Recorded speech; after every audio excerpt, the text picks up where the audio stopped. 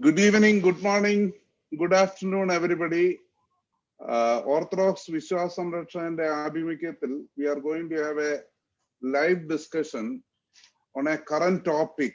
കേരളത്തിൽ ഈ അടുത്ത കാലത്ത് ഏറ്റവും റീസെന്റ് ആയിട്ട് ബഹുമാനപ്പെട്ട കേരള ഹൈക്കോടതിയുടെ ഒരു വിധി കേരളത്തിലെ ന്യൂനപക്ഷ അവകാശങ്ങളെ സംബന്ധിച്ചും അതിലെ സ്കോളർഷിപ്പ് ഡിസ്ട്രിബ്യൂഷനെ സംബന്ധിച്ചും ഒരു വിധി വന്നു. ആ വിധിയുടെ പശ്ചാത്തലത്തിൽ പല വിധത്തിലുള്ള ചർച്ചകളും നടക്കുന്ന ഒരു സമയമാണിപ്പോൾ. ചിലര് ഇതിനെ വർഗീയവൽക്കരിക്കാൻ നോക്കുന്നുണ്ട്, ചിലർ ഇതിനെ ക്രിസ്ത്യാനികളുടെ കടന്നുകയറ്റമായിട്ട് നോക്കുന്നുണ്ട്, ചിലര് ഇസ്ലാമിക മതവിശ്വാസികൾ എന്തോ രൂക്ഷമായ കാര്യങ്ങൾ ചെയ്യുന്നു എന്ന് കാണുന്നുണ്ട്. എന്നാൽ ഇതിലുപരിയായിട്ട്, ഈ വർഗീയവൽക്കരണത്തിന് ഉപരിയായിട്ട് ഇതിനെ കേരള സംസ്ഥാനത്തിന്റെ വിഭവങ്ങളുടെ ഒരു ന്യായമായ വിതരണം സംബന്ധിച്ചുള്ള ഒരു ചർച്ചയായിട്ട് മാത്രമേ ഇതിനെ കാണേണ്ടതുള്ളൂ. അതിൽ കൂടുതൽ ഇവിടെ ഇരിക്കുന്ന ഞങ്ങൾക്ക് ആർക്കും അതിനെക്കുറിച്ചൊരു താല്പര്യമില്ല. ഇങ്ങനെയുള്ള വിഷയങ്ങളെ വർഗീയവൽക്കരിക്കാനും താല്പര്യമില്ല. ചില പ്രത്യേക സാഹചര്യത്തിൽ വർഗീയമായി കാണേണ്ടതിനെ ചിലപ്പോൾ വർഗീയമായി കാണേണ്ടി വന്നാൽ പോലും ഒരു വർഗീയ താല്പര്യത്തിലുപരി കേരള സംസ്ഥാനത്തിന്റെ വിഭവങ്ങളെ എല്ലാ സമൂഹങ്ങൾക്കും ന്യായമായ രീതിയിൽ ലഭ്യമാക്കണമെന്നുള്ള ഒരു താല്പര്യമാണ് ഈ ചർച്ചയിൽ പങ്കെടുക്കുന്ന എല്ലാവർക്കും തന്നെ ഉള്ളത് എന്ന് ആമുഖമായിട്ട് തന്നെ ഞാൻ പറഞ്ഞുകൊള്ളട്ടെ. അതിന് ഞങ്ങൾ ഓരോരുത്തരും അവരവരെ തന്നെ ഇൻട്രൊഡ്യൂസ് ചെയ്യുന്നതായിരിക്കും. ഞാന് മലങ്കര ഓർത്തഡോക്സ് സഭയുടെ നോർത്ത് ഈസ്റ്റ് അമേരിക്കൻ ഭദ്രാസനത്തിന്റെ മെത്രാപ്പോലീത്തയാണ്. കേരളത്തിൽ അല്ല സ്ഥിരമായി താമസിക്കുന്നതെങ്കിലും ഇന്ത്യൻ പൗരത്വം നിലനിർത്തുകയും കേരളത്തിലെ കാര്യങ്ങളിൽ വളരെ ഗൗരവപൂർവ്വം അതിനെ കാണുകയും കഴിയുന്ന രീതിയിൽ അതിനെക്കുറിച്ചുള്ള ഒപ്പീനിയൻസ് ഒക്കെ അഭിപ്രായങ്ങൾ രേഖപ്പെടുത്തുവാനും ശ്രമിക്കുന്ന ഒരു വ്യക്തിയാണ്. അതുകൊണ്ട് തന്നെ ഈ ഒരു താല്പര്യത്തില് ഈ ഒരു വിഷയത്തിൽ എന്റെ നിലപാട് ഞാൻ പല കാര്യത്തിലും ഒരു ദൂരത്ത് നിന്നുകൊണ്ട് കാണുന്ന ആൾക്ക് അതിനകത്ത് നിന്ന് കാണുന്ന ആളുകളെക്കാളും കൂടുതലായിട്ട് അതിനെ വിശകലനം ചെയ്യുവാൻ സാധിക്കും, അല്ലെങ്കിൽ അതിനെ വേറൊരു പേഴ്സ്പെക്റ്റീവില് ഒരു വീക്ഷണത്തിൽ അതിനെ കാണുവാൻ സാധിക്കും എന്നുള്ള ഒരു അഭിപ്രായം കൂടെ എനിക്കുണ്ട്. അതുകൊണ്ട് തന്നെ ഞാൻ ഒരു സുരക്ഷിതമായ ഒരു ദൂരത്ത് നിന്നുകൊണ്ടാണ് ഇതിനെ കാണുന്നത്. മാനസികമായ ദൂരമല്ല, ഫിസിക്കൽ ഡിസ്റ്റൻസിൽ അമേരിക്കയിൽ ഇരുന്നുകൊണ്ട് കേരളത്തിൽ നടക്കുന്ന എൻ്റെ മാതൃരാജ്യത്തും മാതൃ സംസ്ഥാനത്തും നടക്കുന്ന സംഭവങ്ങളെ വിലയിരുത്തുന്നു. ഞാൻ ഉൾപ്പെടുന്ന സമുദായത്തിന്റെയും കൂടെ പ്രശ്നമായതുകൊണ്ട് അതിനെ അങ്ങനെ തന്നെ കാണുകയും ചെയ്യുന്നു. ബഹുമാനപ്പെട്ട നോബിൾ അച്ഛൻ ഒരു ഇൻട്രൊഡക്ടറി റിമാർക്സിനായിട്ട് ക്ഷണിച്ചുകൊള്ളുന്നു. അഭിവന്ദ്യ പിതാവേ, അമൽ, പ്രിയ സഹോദരി സഹോദരന്മാരെ, ഈശോ മിശിഹായിക്ക് സ്തുതിയായിരിക്കട്ടെ. വളരെ പ്രസക്തമായ, കാലിക പ്രസക്തമായ ഒരു വിഷയമാണ് ഇന്ന് ഓർത്തഡോക്സ് വിശ്വാസ സംരക്ഷകൻ ചർച്ചയ്ക്കെടുത്തിരിക്കുന്നത്. അത് കേരളത്തിലെ ക്രൈസ്തവ സമുദായങ്ങൾ ഒന്നടങ്കം വളരെ ആഴത്തിൽ പഠിക്കുകയും കൃത്യമായി മനസ്സിലാക്കുകയും ചെയ്യേണ്ട ഒരു വിഷയം കൂടിയാണ്. കാരണം ഭാരതത്തിന്റെ ഭരണഘടന ന്യൂനപക്ഷങ്ങളുടെ ലിസ്റ്റിൽപ്പെടുത്തി മനസ്സിലാക്കിയിരിക്കുന്നത് ക്രൈസ്തവരെ ഒന്നടങ്കമാണ്. അത് ഏതെങ്കിലും ഒരു പ്രത്യേക സഭയെ അല്ല എന്ന് നമ്മൾ മനസ്സിലാക്കേണ്ടതുണ്ട്. ക്രിസ്ത്യൻ കമ്മ്യൂണിറ്റിയെയാണ് മൈനോറിറ്റിയായി ഭാരതത്തിന്റെ ഭരണഘടന വിഭാവനം ചെയ്തിരിക്കുന്നത്, പ്രഖ്യാപിച്ചിരിക്കുന്നത്. അങ്ങനെ വിജ്ഞാപിത ന്യൂനപക്ഷങ്ങളുടെ ലിസ്റ്റിൽ ക്രൈസ്തവ സമുദായം, ഭാരതത്തിൽ ഏതാണ്ട് 3% വരുന്ന ക്രൈസ്തവ സമുദായം ഉൾപ്പെട്ടിരിക്കുന്നു. എന്താണ് ഈ ന്യൂനപക്ഷ പദവി കൊണ്ട് ഭരണഘടന ക്രൈസ്തവ സമുദായത്തിന് നൽകുന്ന ആനുകൂല്യങ്ങൾ, അവകാശങ്ങൾ എന്ന് നമ്മൾ വ്യക്തമായി മനസ്സിലാക്കേണ്ടതുണ്ട്. കഴിഞ്ഞ കാലങ്ങളിലൊക്കെ വിദ്യാഭ്യാസ മേഖലയുമായോ അല്ലെങ്കിൽ സ്ഥാപനങ്ങൾ നടത്തുന്നതുമായോ ഒക്കെ ബന്ധപ്പെട്ട് മാത്രമേ ഈ ന്യൂനപക്ഷം എന്ന പദം കേട്ടിരിക്കാനായിട്ട് ഇടയുള്ളൂ. പക്ഷെ അതിന് വ്യത്യസ്തമായ നിരവധി മാനങ്ങളുണ്ട് എന്നും ഓരോ ക്രൈസ്തവന്റെയും, ഇന്ത്യൻ പൗരനായിരിക്കുന്ന ഓരോ ക്രൈസ്തവന്റെയും ജീവിതത്തോട് ഏറ്റവും അടുത്ത് നിൽക്കുന്ന അല്ലെങ്കിൽ അടുത്ത് നിർത്തി വ്യാഖ്യാനിക്കാവുന്ന, ഉപയോഗപ്പെടുത്താവുന്ന ഒരുപാട് തലങ്ങൾ അതിനുണ്ട് എന്നുമൊക്കെ എനിക്ക് തോന്നുന്നു കേരളത്തിൽ സംസാരിക്കാൻ ആരംഭിച്ചത് ഇന്ന് നമ്മോട് കൂടെയുള്ള അമലിനെ പോലെയുള്ള ചെറുപ്പക്കാരൊക്കെയാണ്. മുൻനിരയിൽ തന്നെ അമലൊക്കെ ഉണ്ട്. അപ്പൊ അതുകൊണ്ട് ഇന്ന് പ്രത്യേകിച്ച് ഈ 80:20 ന്യൂനപക്ഷ ആനുകൂല്യങ്ങൾ വിതരണം ചെയ്യുന്നതിന്റെ അനുപാതത്തിലെ അനീതി ചൂണ്ടിക്കാണിച്ചുകൊണ്ട് ബഹുമാനപ്പെട്ട കേരള ഹൈക്കോടതി നൽകിയ വിധി അത് വളരെയധികം വിവാദങ്ങൾക്കും വിശകലനങ്ങൾക്കും വഴിതെറ്റിയ വ്യാഖ്യാനങ്ങൾക്കും ബോധപൂർവം വഴിതെറ്റിച്ചു വിടുന്ന വ്യാഖ്യാനങ്ങൾക്കും ഒക്കെ ഇടയാകുന്ന ഒരു സന്ദർഭത്തിൽ തീർച്ചയായും ഈ ചർച്ചകൾക്ക് പ്രസക്തിയുണ്ട്. അഭിവന്ദ്യ പിതാവ് സ്വാഗതം ആശംസിച്ച് പറഞ്ഞ നല്ല വാക്കുകൾക്ക് നന്ദി പറയുന്നു. ഞാൻ മാനന്തവാടി രൂപതക്കാരനാണ്, സിറോ മലബാർ സഭാംഗമാണ്. ഈ ചർച്ചയിൽ പങ്കെടുക്കാനായിട്ടുള്ള സന്തോഷവും അഭിവന്ദ്യ പിതാവിനോടും അമലിനോടും മറ്റ് സംഘാടകരോടൊപ്പം ഒക്കെ ആയിരിക്കാൻ കഴിയുന്നതിലുള്ള അഭിമാനവും ഒക്കെ രേഖപ്പെടുത്തുന്നു. അമലിന് ഞാൻ ബാറ്റൻ കൈമാറാണ്. അമല് സംസാരിക്കുന്നത്. അമല് ഒരു ഇൻട്രൊഡക്ടറി റിമാർക്കായിട്ട് അമലിന് എന്താ പറയാനുള്ളത്? എന്റെ പേര് അമൽ സുരേഖ് ജോസ് എന്നാണ്. ഈ ഒരു വിഷയമായിട്ട് കുറച്ചു നാളായിട്ട് ഈ ഒരു വിഷയം ഒന്ന് മനസ്സിലാക്കാനായിട്ട് ശ്രമിക്കുകയും അങ്ങനെ ഇതിനകത്ത് അനീതികളുണ്ടോ എന്ന് മനസ്സിലാക്കുകയും അത് തിരുത്തപ്പെടേണ്ടതാണ് എന്നൊരു ആവശ്യം പലയിടത്തായിട്ട് ഉന്നയിക്കുകയൊക്കെ ചെയ്തു. അപ്പൊ അതിന്റെയൊക്കെ ഫലമായിട്ട് ഇന്നിപ്പം നമുക്കൊരു ഹൈക്കോടതി വിധിയായിട്ട് ഇതുപോലെ ഒരു അനുവാദ സ്വീകരണമൊക്കെ റദ്ദാക്കിയിരിക്കുകയാണ്. അപ്പം അത് തീർച്ചയായിട്ടും നമ്മുടെ അറിവില്ലായ്മയെ ചൂഷണം ചെയ്തുകൊണ്ട് ഈ കാലഘട്ടങ്ങളിൽ നടന്നിരുന്ന ഒരു കാര്യമാണ് എന്ന് തന്നെ തുറന്നു പറയാം. നമ്മുടെ കൃത്യമായ അറിവില്ലായ്മയെ അല്ലെങ്കിൽ ഈ ഒരു ക്രൈസ്തവ സമൂഹത്തിന്റെ ഇത്തരത്തിലുള്ള ഈ ന്യൂനപക്ഷ ആനുകൂല്യങ്ങൾ എന്താണ് ന്യൂനപക്ഷ അവകാശങ്ങൾ എന്താണ്, ഇവർ ന്യൂനപക്ഷമാണോ എന്ന് പോലും പലർക്കും അറിവില്ലായിരുന്നു. അപ്പം ആ ഒരു അറിവില്ലായ്മയൊക്കെ ചൂഷണം ചെയ്തുകൊണ്ട് സർക്കാർ തലത്തിലെ വകുപ്പുകളിൽ നടന്നിരുന്ന ഒരു വിഷയങ്ങളാണ് ഇവ എന്നുള്ളതാണ് സത്യം. ഇനിയെങ്കിലും നമ്മുടെ ക്രൈസ്തവ സമൂഹം ഇത്തരത്തിലുള്ള നമ്മൾക്ക് അർഹമായ ആനുകൂല്യങ്ങൾ എന്താണ്, അവകാശങ്ങൾ എന്താണ് ഈ സംവരണം, എന്താണ് ന്യൂനപക്ഷ ആനുകൂല്യം, എന്തുകൊണ്ടാണ് ഈ ന്യൂനപക്ഷം എന്ന സാധനം ഇങ്ങനെ വെച്ചിരിക്കുന്നത്, ഇതിനെപ്പറ്റിയൊക്കെയുള്ള അറിവ് നമ്മുടെ സമുദായം എല്ലാ തരത്തിൽ നിന്നും ക്രോഡീകരിക്കേണ്ടതായിട്ടും അത് മനസ്സിലാക്കേണ്ടതായിട്ടും മറ്റ് സമുദായങ്ങളിലേക്ക് പങ്കുവെക്കേണ്ടതായിട്ടൊരു ആവശ്യകത ഉയർന്നിരിക്കുകയാണ്. ഇത് എന്തുകൊണ്ടാണെന്ന് പറഞ്ഞു കഴിഞ്ഞാൽ ഇതൊരു ഭരണഘടന തരുന്ന ഒരു സംരക്ഷണ കവചമാണ്, ഒരു പരിരക്ഷയാണ്. കാരണം ഇന്ന് കേരളത്തിലെ ക്രൈസ്തവരുടെ ജനനനിരക്കും ജനസംഖ്യയും എല്ലാം കുറഞ്ഞു പോയിക്കൊണ്ടിരിക്കുകയാണ്. ഏകദേശം 60-70 വർഷം മുമ്പ്, അതായത് നമ്മുടെ സ്വാതന്ത്ര്യ കാലഘട്ടത്തിൽ കേരളത്തിലെ ക്രൈസ്തവ ജനസംഖ്യ എന്ന് പറയുന്നത് ഏകദേശം 24% അടുത്തായിരുന്നായിട്ടാണ് പറയുന്നത്. അതിനുശേഷം ഇപ്പം കാലങ്ങൾ സഞ്ചരിച്ച് 2011 സെൻസസിൽ വെറും 18.38% മാത്രമാണ് കേരളത്തിലെ ക്രൈസ്തവ ജനസംഖ്യ. 2018 കേരള സർക്കാരിന്റെ എക്കണോമിക് സ്റ്റാറ്റ് ഡിവിഷൻ ഇറക്കുന്ന ആനുവൽ വൈറ്റ് സ്റ്റാറ്റസ് റിപ്പോർട്ട് പ്രകാരം കേരളത്തിലെ ജനനനിരക്കിൽ ക്രൈസ്തവ കുട്ടികളുടെ ജനനനിരക്ക് അല്ലെങ്കിൽ ക്രൈസ്തവ കുട്ടികൾ ഉണ്ടായത് അങ്ങനെ ആ ഒരു ജനനനിരക്ക് ക്രിസ്ത്യാനികളുടെ ജനനനിരക്ക് എന്ന് പറയുന്നത് വെറും 14.3% മാത്രമാണ്.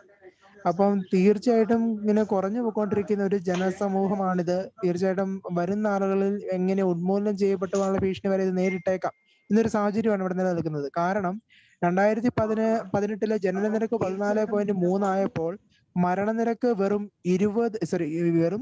മരണനിരക്ക് 20% അടുത്താണ്. 20% അടുത്താണ് നമ്മുടെ മരണനിരക്ക് കിടക്കുന്നത്. ജനനനിരക്ക് 14 മരണനിരക്ക് 20.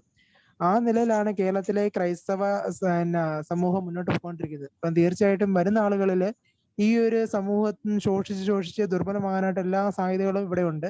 ആ സമയത്ത് ഭരണഘടന നൽകുന്ന പരിരക്ഷ നമ്മൾ ഇന്നേ ഉറപ്പുവരുത്തിയില്ലെങ്കിൽ നാളെ ഏതൊക്കെ സാഹചര്യം നമ്മുടെ കടന്നു പോകും നമുക്ക് പറയാൻ പോലും സാധിക്കില്ല. അപ്പം തീർച്ചയായിട്ടും ഇത്തരത്തിലുള്ള പരിരക്ഷകൾ നമ്മൾ ഉറപ്പുവരുത്തേണ്ടതായിട്ടുണ്ട്.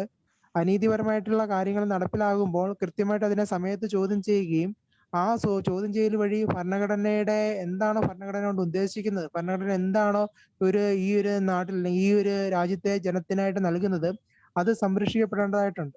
അപ്പൊ അതൊക്കെയാണ് ശരിക്കും പറഞ്ഞു കഴിഞ്ഞാൽ ഈ ഒരു ഹൈക്കോടതി വിധിയിലൂടെ തന്നെ നമുക്ക് ഈ അനുവാദ സ്വീകരണമൊക്കെ അനീതിയാണെന്നും ന്യൂനപക്ഷങ്ങളെ സംബന്ധിച്ച് ആനുകൂല്യങ്ങൾ കൊടുക്കുമ്പോൾ ന്യൂനപക്ഷ തത്വത്തിൽ ഭരണഘടനയിൽ ന്യൂനപക്ഷ തത്വത്തിൽ ഊന്നിയുള്ള ഒരു ആനുകൂല്യ അനുവാദ സ്വീകരണമാണ് നടത്തേണ്ടതെന്നും ഒക്കെ ഇപ്പം കോടതി വിധിയിലൂടെ വന്നിരിക്കുന്നത്. അപ്പം തീർച്ചയായിട്ടും ഈ വിഷയങ്ങളെ പറ്റി കൂടുതലായിട്ട് ചർച്ച ചെയ്യാം.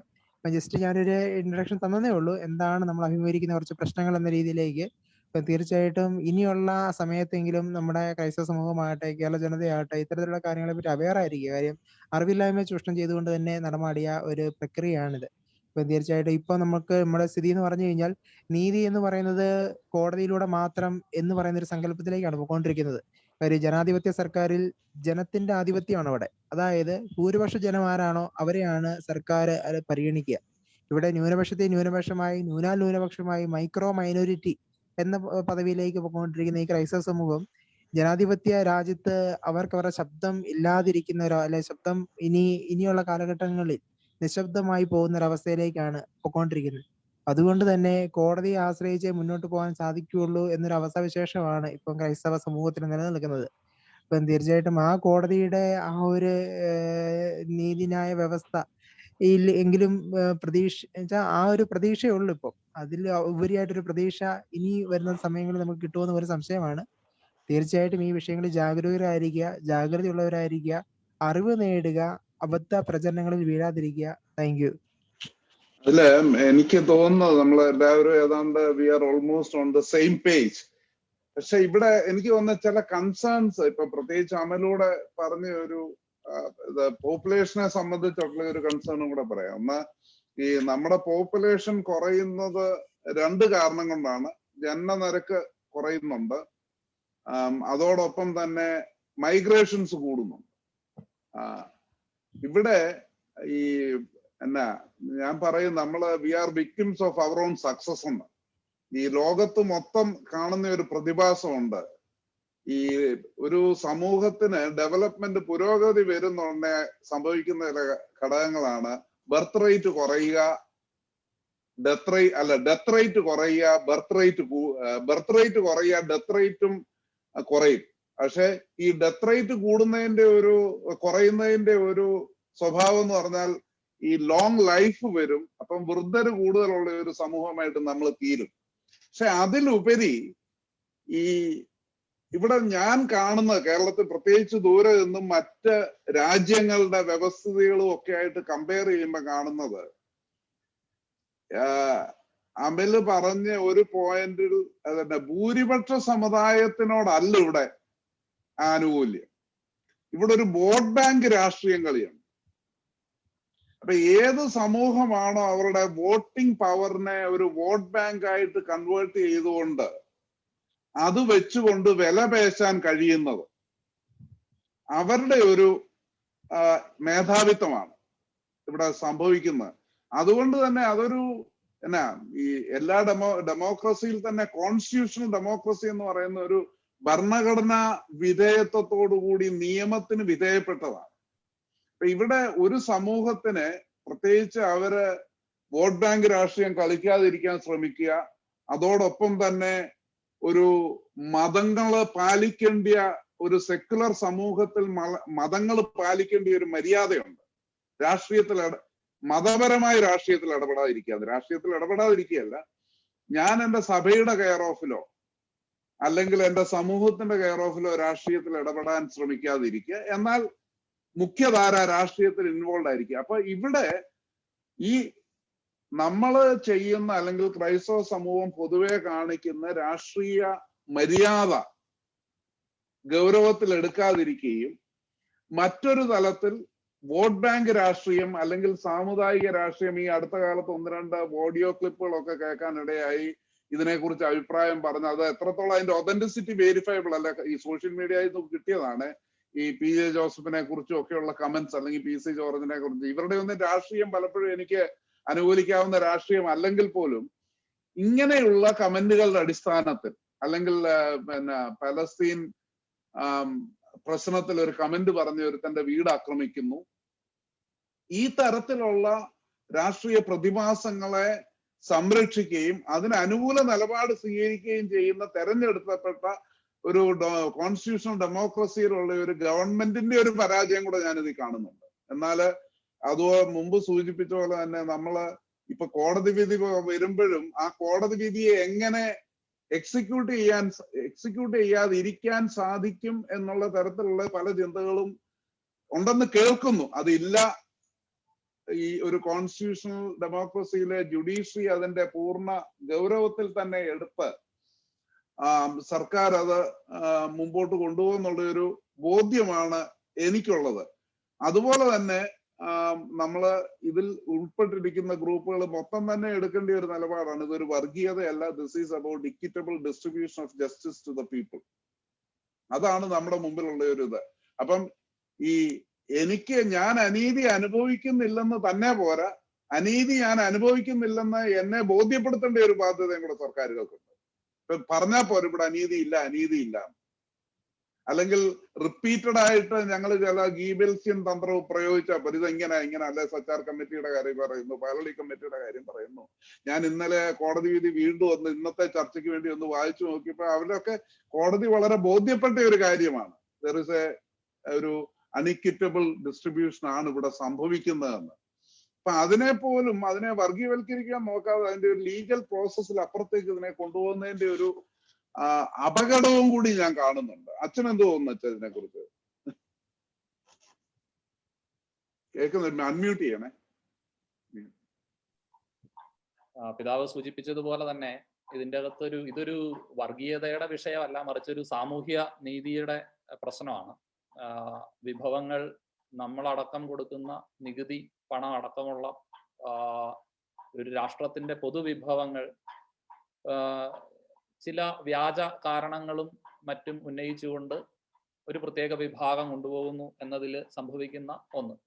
പിന്നെ ഈ കാര്യങ്ങൾ സംസാരിക്കുമ്പോൾ നമ്മൾ ഉപയോഗിക്കുന്ന വാക്കുകളും സാമുദായികമായ പരാമർശങ്ങളും ഇതൊരു തരം വർഗീയമാണ് എന്ന് ഒരു ലെമൻ പെർസ്പെക്റ്റീവിൽ നിന്ന് ചിലർക്കെങ്കിലും ഒക്കെ തോന്നാനുള്ള സാധ്യതയുണ്ട്. പക്ഷെ അത് അങ്ങനെയല്ല എന്ന് വീണ്ടും നമ്മൾ ആവർത്തിച്ച് പറയാം. പിന്നെ മാത്രമല്ല, സത്യം പറയുന്നവരെ നിശബ്ദരാക്കാനും അവരെ ഇന്റിമിഡേറ്റ് ചെയ്യാനുള്ള ഒരു ആയുധമായിട്ടും ഈ വർഗീയത എന്ന് പറയുന്ന പരാമർശം ഹൈലൈറ്റ് ചെയ്യുന്ന ഒരു തന്ത്രവും ഇവിടെ ഉണ്ട്. കേരളത്തിൽ അത് വളരെ നന്നായിട്ട് ഫലപ്രദമായിട്ട് ഉപയോഗപ്പെടുത്തുന്നുണ്ട്. കാരണം പിടിച്ചു നിൽക്കാൻ ശേഷിയില്ലാത്തവർ അങ്ങനെ വർഗീയവാദിയായി മുദ്രകുത്തപ്പെടും എന്നുള്ളത് കൊണ്ട് പോലും ഒരുപാട് പേര് അങ്ങനെ നിശബ്ദരാകുന്ന ഒരു സാഹചര്യം നമ്മൾ കാണുന്നുണ്ട്. ഇവിടെ നമ്മൾ പറഞ്ഞു വന്നത് ഈ പിതാവിനിടയ്ക്ക് സൂചിപ്പിച്ച ഈ ഒരു കാര്യമുണ്ട്. ഈ പറയുന്ന കോടതി വിധി വന്നതിന് ശേഷം വിധി നടപ്പിലാക്കുക എന്ന ഒരു നിലപാട് സ്വീകരിക്കുന്നതിന് പകരമായിട്ട് വിധിയെക്കുറിച്ച് പഠിക്കാനും വിധിയെക്കുറിച്ച് ചർച്ച ചെയ്യാനും ഒക്കെ ആയിട്ട് കേരളത്തില് സർക്കാർ നിലപാടുകൾ എടുത്തു എന്ന് പറയുന്നത് ഒരുപക്ഷെ ഇതേ സർക്കാർ കഴിഞ്ഞ പ്രാവശ്യം ഭരിച്ചുകൊണ്ടിരുന്നപ്പോ വന്ന ശബരിമല വിഷയത്തിൽ വന്ന വിധി അത് നടപ്പാക്കാൻ കാണിച്ച ഒരു ഉത്സാഹവും തീക്ഷ്ണതയും ഒന്നും ഈ ഒരു വിഷയത്തിലേക്ക് വരുമ്പോൾ അതില്ല. അതിപ്പോ പിതാവ് പറയുന്ന പോലെ അല്ലെങ്കിൽ ചൂണ്ടിക്കാണിക്കുന്ന പോലെ നമുക്ക് മനസ്സിലാകുന്നത് പോലെ ഒരു സെലക്റ്റീവ് ആയിട്ടുള്ള ഒരു ജസ്റ്റിസ് നടപ്പാക്കപ്പെടുന്നു എന്ന് വേണമെങ്കിൽ നമുക്ക് ഇവിടെ പറയാനായിട്ട് പറ്റും. പിന്നെ ഇത് മാത്രമല്ല, പിതാവ് സൂചിപ്പിച്ചതുപോലെ തന്നെ ഈ കോടതിയുടെ വിധി വളരെ കൃത്യമാണ്. കേരള ഹൈക്കോടതിയാണ് ഈ വിഷയത്തിൽ പഠിച്ചൊരു വിധി പറഞ്ഞത്. അത് ഒരു സിംഗിൾ ബെഞ്ചിന്റെ വിധി ആയിരുന്നില്ല, ഡിവിഷൻ ബെഞ്ച് വിധിയായിരുന്നു. ഡിവിഷൻ ബെഞ്ച് എന്ന് പറയുമ്പോൾ തന്നെയും അവിടെ അത് ചീഫ് ജസ്റ്റിസിന്റെ ബെഞ്ചിൽ നിന്നുള്ള വിധിയാണ്. പിന്നെ രണ്ടാമത്തെ ഒരു കാര്യം, ചീഫ് ജസ്റ്റിസിന്റെ ഒരു ബെഞ്ച് വിധിച്ച വിധി.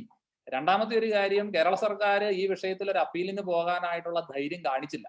പല വിധത്തിലുള്ള സാമുദായിക സമ്മർദ്ദങ്ങളൊക്കെ ഉണ്ടാകാം, അല്ലെങ്കിൽ അങ്ങനെയുള്ള സമ്മർദ്ദങ്ങൾ അപ്പീലിന് പോകാനായിട്ട് ഒന്നുകിൽ സമ്മർദ്ദം ഉണ്ടായിട്ടില്ല, അല്ലെങ്കിൽ അതിന് സർക്കാർ തയ്യാറായില്ല. അതിന്റെ അർത്ഥം ഈ വിധിക്കകത്ത് സത്യമുണ്ട് എന്ന് തന്നെയാണ്. അപ്പൊ പിന്നെ ഈ വിധിയെ സംബന്ധിച്ചോ അല്ലെങ്കിൽ ഈ വിധിയുടെ അതിന്റെ ഫാക്ട്സ് മറച്ചു വെച്ചോ വളച്ചൊടിച്ചോ നടത്തുന്ന ഇന്ന് കേരളമൊട്ടാകെ മുഖ്യധാര മാധ്യമങ്ങൾ അടക്കം നടത്തുന്ന എതിർ പ്രചരണങ്ങൾക്ക് യാതൊരുവിധ അർത്ഥവുമില്ല, യാതൊരുവിധ പ്രസക്തിയുമില്ല എന്ന് നമ്മൾ മനസ്സിലാക്കേണ്ടതുണ്ട്. പക്ഷെ ഇതിന്റെ പ്രോബ്ലം എന്താണെന്ന് ചോദിച്ചു കഴിഞ്ഞാല്, ഇവിടെ അഭിനന്ദി പിതാവ് സൂചിപ്പിച്ചതുപോലെ ഇന്ന് ഈ വിഷയവുമായി ബന്ധപ്പെട്ട് നടത്തുന്ന ഏറ്റവും വലിയ കുപ്രചരണങ്ങളിൽ ഒന്ന് ഈ സാമുദായികമായ പിന്നാക്കാവസ്ഥയെ ന്യൂനപക്ഷ പദവിയോട് ബന്ധപ്പെടുത്തിക്കൊണ്ടുള്ള ഒന്നാണ്. ഇത് രണ്ടും രണ്ട് രീതിയിൽ കാണേണ്ടതാണ്. സാമുദായിക പിന്നാക്കാവസ്ഥ എന്ന് പറയുന്നത് ഒരിക്കലും അതിനെ ന്യൂനപക്ഷ ആനുകൂല്യങ്ങളോട്, ന്യൂനപക്ഷ പദവിയോട് ബന്ധപ്പെടുത്താനായിട്ട് നമുക്ക് ഒരിക്കലും കഴിയില്ല.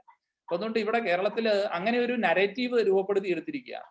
സാമുദായിക പിന്നാക്കാവസ്ഥയാണ് ഇതിന്റെയൊക്കെ മാനദണ്ഡം. അതുകൊണ്ട് 20% ക്രിസ്ത്യൻസിന് നൽകിയിരുന്നത് പോലും ആ പിന്നാക്കാവസ്ഥ പരിഗണിച്ചുകൊണ്ടാണ് എന്നെല്ലാം പറഞ്ഞ് അതൊരു ഔദാര്യം പോലെ നൽകിയതാണെന്നൊക്കെ പറയുമ്പം ക്രൈസ്തവ സമുദായത്തിലെ നമ്മളുടെ സഹോദരങ്ങൾ അടക്കം ഒരു പരിധി വരെ ആ വാദഗതിയിൽ അങ്ങ് വിശ്വസിച്ചു പോവുക.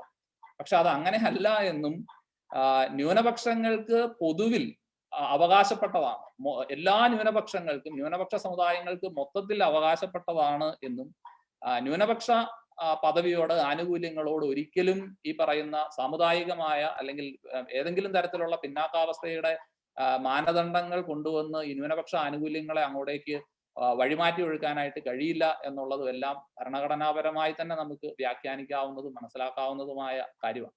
അപ്പൊ അതുകൊണ്ട് ആ രീതിയിലുള്ള ഒരു പഠനവും ഒരു ചർച്ചയുമാണ് എനിക്ക് തോന്നുന്നത്. തീർച്ചയായും ഇന്നിപ്പോ ഇവിടെ വിശ്വാസ സംരക്ഷകൻ ചർച്ച ചെയ്യുന്നു, മാത്രമല്ല വേദികൾ ഇന്ന് തന്നെ ഞാനിത് പങ്കെടുക്കുന്ന 3ാമത്തെ ചർച്ചയാണ്. ക്ലബ് ഹൗസിൽ എനിക്ക് തോന്നുന്നു കഴിഞ്ഞ 4-5 ദിവസങ്ങളായിട്ട് പല റൂമുകളിൽ 8-10 സ്ഥലത്ത് രാത്രി 1:30-2 മണി വരെ സമയത്തൊക്കെ 200-300 ഒക്കെ യുവജനങ്ങൾ, ക്രൈസ്തവ യുവജനങ്ങൾ ഇരുന്ന് ഈ വിഷയം ചർച്ച ചെയ്യുന്നു. ഇന്നലെ രാത്രി 1:30 മണിക്ക് വരെ എനിക്ക് തോന്നുന്നു ഒരു 200-200 സംതിങ് ആളുകൾ, യുവജനങ്ങളുള്ള ക്ലബ് ഹൗസ് റൂമുകളിൽ ഈ ചർച്ച നടക്കുന്നു. കേരള ഒട്ടാകെ ചർച്ച ചെയ്യാം. മാനന്തവാടി രൂപതയിൽ ഞങ്ങൾ ഇന്നിപ്പം ഇത് തീർന്നാൽ 8:15 ഞങ്ങൾ ആരംഭിക്കുകയാണ്. 13 കൊറോനകളിൽ 1000 പേരെ ഉൾക്കൊള്ളിച്ചുകൊണ്ടുള്ള ഇതിന്റെ വിശദീകരണങ്ങളും ബോധവൽക്കരണ സെമിനാറുകളും ഇന്ന് നടക്കണം. 20-ാം തീയതി വരെ കണ്ടിന്യൂസ് ആയിട്ട് ഒരു മാരത്തൺ പ്രോസസ് നടക്കും. അങ്ങനെ അത് കേരളത്തിന്റെ പല ഭാഗങ്ങളിൽ ഈ വിഷയം ചർച്ച ചെയ്യപ്പെടുന്നു, പഠിക്കുന്നു. ഇതൊരു ശുഭ സൂചനയാണ്. എനിക്ക് തോന്നുന്നു നമുക്ക് ആ രീതിയിൽ ഇതിനെ കാണാം. ഇങ്ങനെ പല വിഷയങ്ങൾ, പല മാനങ്ങൾ, പറയാവുന്ന അത്രയും നുണകൾ പറഞ്ഞു കഴിയുമ്പം നമുക്ക് അതിനെയെല്ലാം സുന്ദരമായി ഭരണഘടന ഉപയോഗിച്ചും കോടതി വിധികൾ ഉപയോഗിച്ചും നിയമത്തിന്റെ വ്യാഖ്യാനങ്ങൾ ഉപയോഗിച്ചും ഒക്കെ നമുക്കതിനെ പ്രതിരോധിക്കാനായിട്ട്, അതിൽ വ്യക്തത കൊണ്ടുവരാനായിട്ട് സാധിക്കും. ഇനി മുമ്പോട്ട് അത്ര എളുപ്പത്തിൽ ഇത് ഇങ്ങനെയുള്ള ഒരു ഹൈജാക്കിങ്ങോ ഇങ്ങനെയുള്ള വകമാറ്റി ചെലവഴിക്കലുകളോ അല്ലെങ്കിൽ ഈ പറയുന്ന ഓർഗനൈസ്ഡ് ആയിട്ടുള്ള ലൂട്ടിങ് ഇനി നടക്കില്ല എന്ന് തന്നെ നമുക്ക് വിശ്വസിക്കാമെന്നാണ് എനിക്ക് തോന്നുന്നത്. ഒരുപക്ഷെ എനിക്ക് അമലിന് എന്തെങ്കിലും ഇതിനോട് കൂട്ടിച്ചേർക്കാനായിട്ടുണ്ട് എങ്കിൽ സംസാരിക്കാമോ?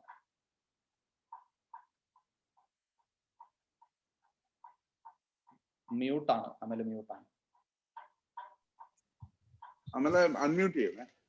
ഒരു സെക്കൻഡ് തന്നെ ഞാൻ കമന്റ് കൂടെ ഒന്ന് പറഞ്ഞത്. അതായത് ഈ ഡെമോക്രസിയുടെ ഒരു ബേസിക് നീഡ് എന്ന് പറയുന്നത് സാധാരണ ജനങ്ങളുടെ വിജിലൻസ് ആണ്. അപ്പൊ ഈ നമ്മുടെ ആബ്സെൻസ് ഓഫ് വിജിലൻസ് ആണ് പലപ്പോഴും ഈ അച്ഛൻ സൂചിപ്പിച്ച വകമാറ്റി ചെലവഴിക്കലും ഒക്കെ ഇവിടെ ഉണ്ടായത്. അപ്പം അത് ഈ നമ്മുടെ ഈ വിജിലൻസ് റിപ്പീറ്റഡ്ലി ഉണ്ടാകുന്ന അനുസരിച്ച് ഒരു more and more equitable distribution of resources അതിനകത്ത് വരും. അതിനകത്ത് ഈ പറഞ്ഞ പോലെ പിന്നോക്ക അവസ്ഥയും ന്യൂനപക്ഷ അവസ്ഥയും തമ്മിൽ മിക്സപ്പ് ചെയ്യരുത്. അത് രണ്ടും രണ്ടാ. അതിപ്പോ ഈവൻ ബഹുമാനപ്പെട്ട അച്ഛൻ സൂചിപ്പിച്ച പോലെ തന്നെ നമ്മുടെ തന്നെ എന്റെ സഹോദര മെത്രാപ്പൊലീത്തമാരും ചിലരും ഒക്കെ അവിടെ നിന്ന് ഇവിടെ നിന്നും ഒക്കെ ഇന്ന് ക്രിസ്ത്യാനികൾക്ക് ഇതിന്റെ ആവശ്യമില്ല. ഈ ആവശ്യം ഉണ്ടോ ഇല്ലയോ എന്നുള്ളതിലുപരി do we have the right എന്നുള്ള ഒരു ചോദ്യം, അവകാശവും ആവശ്യവും തമ്മിൽ കൂട്ടിക്കുഴയ്ക്കരുത്. അമൽ എന്റെ ഈ കമന്റിനോട് ഒന്ന് ചേർത്തൊന്ന് പ്രതികരിച്ചാൽ. ഓക്കെ, തീർച്ചയായിട്ടും. ഇതിനകത്ത് പിതാവ് പറഞ്ഞ അവസാന ആ ഒരു പോയിന്റിൽ നിന്ന് തുടങ്ങാം. അതായത് പലപ്പോഴും ചില കോണിൽ നിന്ന് നമ്മൾക്ക് ഇതിന്റെ ആവശ്യമില്ല, എന്താണ് ഇതിന്റെ ആവശ്യം എന്നുള്ളത്. അതിന്റെ അകത്ത് ശരിക്കും പറഞ്ഞ ഒരു ക്രൈസ്തവ വീക്ഷണമാണ് പലയിടത്തും കിടക്കുന്നത്. അതായത് കൂടുതൽ ദരിദ്രനാകുക, ഉള്ളതുപോലും ബാക്കിയുള്ളവർക്ക് കൊടുക്കുക, രണ്ടുടുപ്പുണ്ടെങ്കിൽ മറ്റുള്ളവന് കൊടുക്കുക, ബാക്കിയുള്ളവനെ പരിഗണിക്കുക, അവനെ സംരക്ഷിക്കുക, നമ്മൾ കുറയുക, അപരൻ വലുതായാലും നമ്മൾ കുറയുക എന്നുള്ളൊരു കൺസെപ്റ്റിലൂടെയാണ് നമ്മൾ പലപ്പോഴും കടന്നു പോകുന്നത്. അപ്പൊ ആ ഒരു വിശ്വാസ തലം കിടക്കുമ്പോൾ സ്വാഭാവികമായിട്ടും ബാക്കിയുള്ളവർക്ക് കിട്ടിക്കോട്ടെ, ബാക്കിയുള്ളവർക്ക് കൊടുത്തോട്ടെ, അവര് വളരട്ടെ, നമ്മൾ ചെറുതായാലും കുഴപ്പമില്ല, നമ്മള് തീർന്നാലും കുഴപ്പമില്ല എന്നൊരു ചിന്തയിലേക്ക് പല കോണിൽ നിന്ന് പോകുന്നുണ്ട്. പക്ഷെ അതിനകത്ത് ഒരു കാര്യം എന്ന് പറഞ്ഞു കഴിഞ്ഞാൽ, ഞാൻ അവിടെ ഇല്ലാതായി അല്ലെങ്കിൽ എനിക്ക് അങ്ങനെ ഒന്നും എനിക്കായിട്ടൊന്നും ശേഷിക്കുന്നില്ലെങ്കിൽ എനിക്ക് അവരെ സഹായിക്കാനും പറ്റത്തില്ല. എന്റെ വളർച്ചയും അല്ലെങ്കിൽ എന്റെ ഒരു അന്നവും കൂടെ നോക്കണം. കാര്യം ഞാൻ അവിടെ ഇല്ലാതാകുമ്പോൾ സ്വാഭാവികമായിട്ടും എന്റെ വീട്ടുകാരും എന്നെ ആശ്രയിച്ച് കഴിയുന്നവരും അവിടെ അപകടത്തിലാവുകയാണ്. അപ്പം ആ ഒരു ചിന്താഗതിയും കൂടെ ഇനിയെങ്കിലും നമുക്ക് വന്നില്ലെങ്കിൽ വരും തലമുറയാണ് നമ്മൾ തളർച്ചയിലേക്കും തകർച്ചയിലേക്കും വിടുന്നത്. നമുക്ക് കുഴപ്പമില്ലായിരിക്കാം, നമുക്ക് ബിരിയാണി തിന്റെ അടുത്ത് ഒരു പച്ചവെള്ളം കുടിച്ചാലും നമുക്ക് കഴിയാം. പക്ഷെ എന്റെ ആ ഒരു വ്യവസ്ഥ ഞാൻ വെക്കുന്നതോടൊപ്പം തന്നെ ശ്രദ്ധിക്കേണ്ടതെന്ന് പറഞ്ഞു കഴിഞ്ഞാൽ, എന്നെ ആശ്രയിച്ച് കഴിയുന്നവരും ഈ ഒരു ദാരിദ്ര്യത്തിലേക്ക് പോവുകയാണ്. അപ്പൊ വരും തലമുറ അവിടെ പട്ടിണി പാവങ്ങളായിട്ട് മാറുകയും അവരുടെ നിലനിൽപ്പ് തന്നെ അപകടത്തിലേക്ക് ആവുകയാണ് ചെയ്യുന്നത്. ഇതിന്റെ അകത്ത് ഒരു കാര്യം ഞാൻ പറയുന്നത് ചരിത്ര സംബന്ധമായിട്ട് പറയാം. എന്താണ് ഈ ന്യൂനപക്ഷം, എന്താണ് സംവരണം, എന്താണ് ഈ പിന്നോക്കാവസ്ഥ. ഇതിനെ നമ്മൾ ശ്രദ്ധിക്കേണ്ടതെന്ന് പറഞ്ഞു കഴിഞ്ഞാൽ, ഈ പിന്നോക്കാവസ്ഥ എന്ന് പറയുന്ന ഘടകം മറ്റൊന്നാണ്, നോബിളച്ചൻ പറഞ്ഞ പോലെ തന്നെ മറ്റൊന്നാണ്. അതോടൊപ്പം തന്നെ നമ്മൾ നിർബന്ധമായിട്ട് ശ്രദ്ധിക്കേണ്ട ഒരു കാര്യമാണ് ഈ സംവരണവും ന്യൂനപക്ഷവും. സംവരണവും ന്യൂനപക്ഷവും രണ്ട് തലങ്ങളാണ്. പലപ്പോഴും ചില ചാനൽ ചർച്ചകളായിട്ട് പലരും ഇതിനെ കൂട്ടിക്കുറയ്ക്കുന്നുണ്ട് ഈ സംവരണവും ന്യൂനപക്ഷത്തെ തമ്മിൽ. രണ്ട് തലങ്ങളാണ്. ഇതിന്റെ ഒരു ചരിത്ര പശ്ചാത്തലം പറയുവാണെങ്കിൽ, നമ്മൾ ഈ ഭരണഘടന രൂപീകരിക്കുന്ന സമയത്ത് നമുക്ക് തന്നെ ഗൂഗിളിൽ സെർച്ച് ചെയ്ത് കഴിഞ്ഞാൽ കോൺസ്റ്റിറ്റ്യൂഷൻ ഡിബേറ്റ് അടിച്ചു കൊടുക്കുക. അപ്പൊ അന്ന് ഈ ഭരണഘടന ഉണ്ടാക്കുന്നതിന് മുമ്പായിട്ട് നടന്ന ചർച്ചകൾ അതിനകത്തുണ്ട്. ഭരണഘടന സംബന്ധമായിട്ട് ഈ രൂപീകരിക്കുന്ന സമയത്ത് നടന്ന ജനപ്രതിനിധികളായിട്ടും അതോടൊപ്പം തന്നെ സമുദായ പ്രതിനിധികളായിട്ടും ഒക്കെ നടന്ന ചർച്ചകളുണ്ട്. അപ്പൊ ഈ ചർച്ചകൾക്കകത്ത് തന്നെ നമുക്ക് കൃത്യമായിട്ട് മനസ്സിലാക്കാൻ സാധിക്കും. അതിനകത്ത് സംവരണത്തെ പറ്റി ഒരു വിഷയത്തെ പറ്റി ഒരു ചർച്ച വരുന്നുണ്ട്. സംവരണം എങ്ങനെ നമുക്ക് നിശ്ചയിക്കണം എന്ന രീതിയിലേക്ക് ഭരണഘടന വരുമ്പോൾ. അപ്പം ആ ചർച്ചയ്ക്കകത്ത് അവർ പ്രധാനമായിട്ടും വെക്കുന്ന ഇതാണ്, മതപരമായിട്ടുള്ള സംവരണം അനുവദിക്കാൻ പാടില്ല, അല്ലെങ്കിൽ അനുവദിച്ചു കഴിഞ്ഞു കഴിഞ്ഞാൽ അത് ഡിവിഷൻസ് ഇടയാക്കുമെന്ന്. കാര്യം അന്ന് പാകിസ്ഥാനൊക്കെ വിഭജിച്ച് പോകുന്ന ആ ഒരു സമയമാണ്. അപ്പൊ അങ്ങനെ ആ മതപരമായിട്ടുള്ള വിഭജനത്തിന് വേണ്ടി മുറവിളി കൂട്ടുമ്പോൾ സ്വാഭാവികം ഇതുപോലെ ഈ റിസർവേഷൻ കൊണ്ടുവരുമ്പോൾ അത് ഈ സംവരണം മതാടിസ്ഥാനത്തിൽ വരുമ്പോൾ മതങ്ങൾ തമ്മിൽ ഡിവിഷൻസ് ഇടയാക്കും, അത് പിന്നീട് പ്രശ്നങ്ങൾ ഉണ്ടാക്കാം. അതുകൊണ്ട് തന്നെ സംവരണം മതങ്ങൾ തമ്മിൽ ആയിരിക്കില്ല, മതാടിസ്ഥാനത്തിൽ ആയിരിക്കരുത് എന്ന രീതിയിലാണ് ചർച്ച മുന്നോട്ട് പോവുകയും മതങ്ങൾ അവരുടെ സംവരണം വിട്ടുകൊടുക്കണം എന്നൊരു ആവശ്യമാണ് അവിടെ വരികയും ചെയ്തത്. അതിന്റെ ഭാഗമായിട്ട് ക്രൈസ്തവരാകട്ടെ, മുസ്ലിം ആകട്ടെ, സിഖും ജൈനും ഒക്കെ തന്നെ അവരുടെ മതം സംവരണം അന്ന് ഉണ്ടായിരുന്ന ചില പ്രസിഡൻസിലുണ്ടായ സംവരണമൊക്കെ അവർ വിട്ടുകൊടുക്കുകയും എന്നാൽ ഈ മതങ്ങളെ സംരക്ഷിക്കാനായിട്ട് ന്യൂനപക്ഷ അവകാശങ്ങൾ എന്നൊരു സാധനം കാറ്റഗറൈസേഷൻ അവിടെ ഉണ്ടാക്കുകയാണ് ചെയ്തത്. അന്ന് പിന്നെ SC ST സംവരണം ആ രീതിയിലേക്ക് മാത്രമായിട്ട് പ്രോത്സാഹിപ്പിച്ച് മുന്നോട്ട് പോവുകയായിരുന്നു. പക്ഷെ പിന്നീട് കാലങ്ങൾ വന്ന് 56 ഒരു കമ്മീഷനെ വെക്കുന്നുണ്ട് പിന്നോക്കാവസ്ഥ പഠിക്കാനായിട്ട്, പിന്നോക്ക സമൂഹങ്ങളെ ഐഡന്റിഫൈ ചെയ്യാനായിട്ട്. ആ കമ്മീഷനെ സർക്കാർ സ്വീകരിക്കുന്നില്ല. 1980 മണ്ട കമ്മീഷൻ വരുന്നുണ്ട്, എന്നാലും അതിന് വേണ്ട വിധം സർക്കാർ സ്വീകരിക്കുന്നില്ല. പിന്നെ ഇന്ദിരാസായനി കേസോടുകൂടിയൊക്കെയാണ് ഒരു OBC ലിസ്റ്റ് ഒക്കെ തന്നെ സർക്കാർ തലത്തിൽ പ്രസിദ്ധീകരിക്കുകയൊക്കെ ചെയ്യുന്നത്. ആ ലിസ്റ്റൊക്കെ നിങ്ങൾക്ക് NCBC national commission for backward ക്ലാസിന്റെ സൈറ്റ് നമുക്ക് അവൈലബിൾ ആണ്. അപ്പം അന്നാണ് സർക്കാർ തലത്തിൽ, കേന്ദ്ര സർക്കാർ തലത്തിൽ ഒരു OBC ലിസ്റ്റൊക്കെ ആദ്യമായിട്ട് പ്രസിദ്ധീകരിക്കുന്നത്. അപ്പം ഇതിനകത്ത് ശ്രദ്ധിക്കേണ്ടതെന്ന് പറഞ്ഞു കഴിഞ്ഞാൽ ഇവിടെ ന്യൂനപക്ഷം എന്ന് പറയുന്ന ആ ഒരു കാര്യം ഒന്നാണ്, ഈ സംവരണം എന്ന് പറയുന്ന കാര്യം മറ്റൊന്നാണ്. ഇത് രണ്ടാണ് തമ്മിൽ കൂട്ടിക്കുഴയ്ക്കരുത്. ഇനി ഇതിനകത്ത് ഇപ്പോൾ നമ്മൾ 1992 ആ ഒരു കേന്ദ്ര സർക്കാരിന്റെ ആ ഒരു ലിസ്റ്റോട് കൂടെ വന്നിരിക്കുന്നതെന്ന് പറഞ്ഞു കഴിഞ്ഞാൽ 6 നോട്ടിഫൈഡ് മൈനോറിറ്റീസ് ആണ്. ക്രിസ്ത്യൻ, മുസ്ലിം, സിഖ്, ജൈന, ബുദ്ധ, പാഴ്സി. ക്രിസ്ത്യൻ, മുസ്ലിം, സിഖ്, ജൈന, ബുദ്ധ, പാഴ്സി.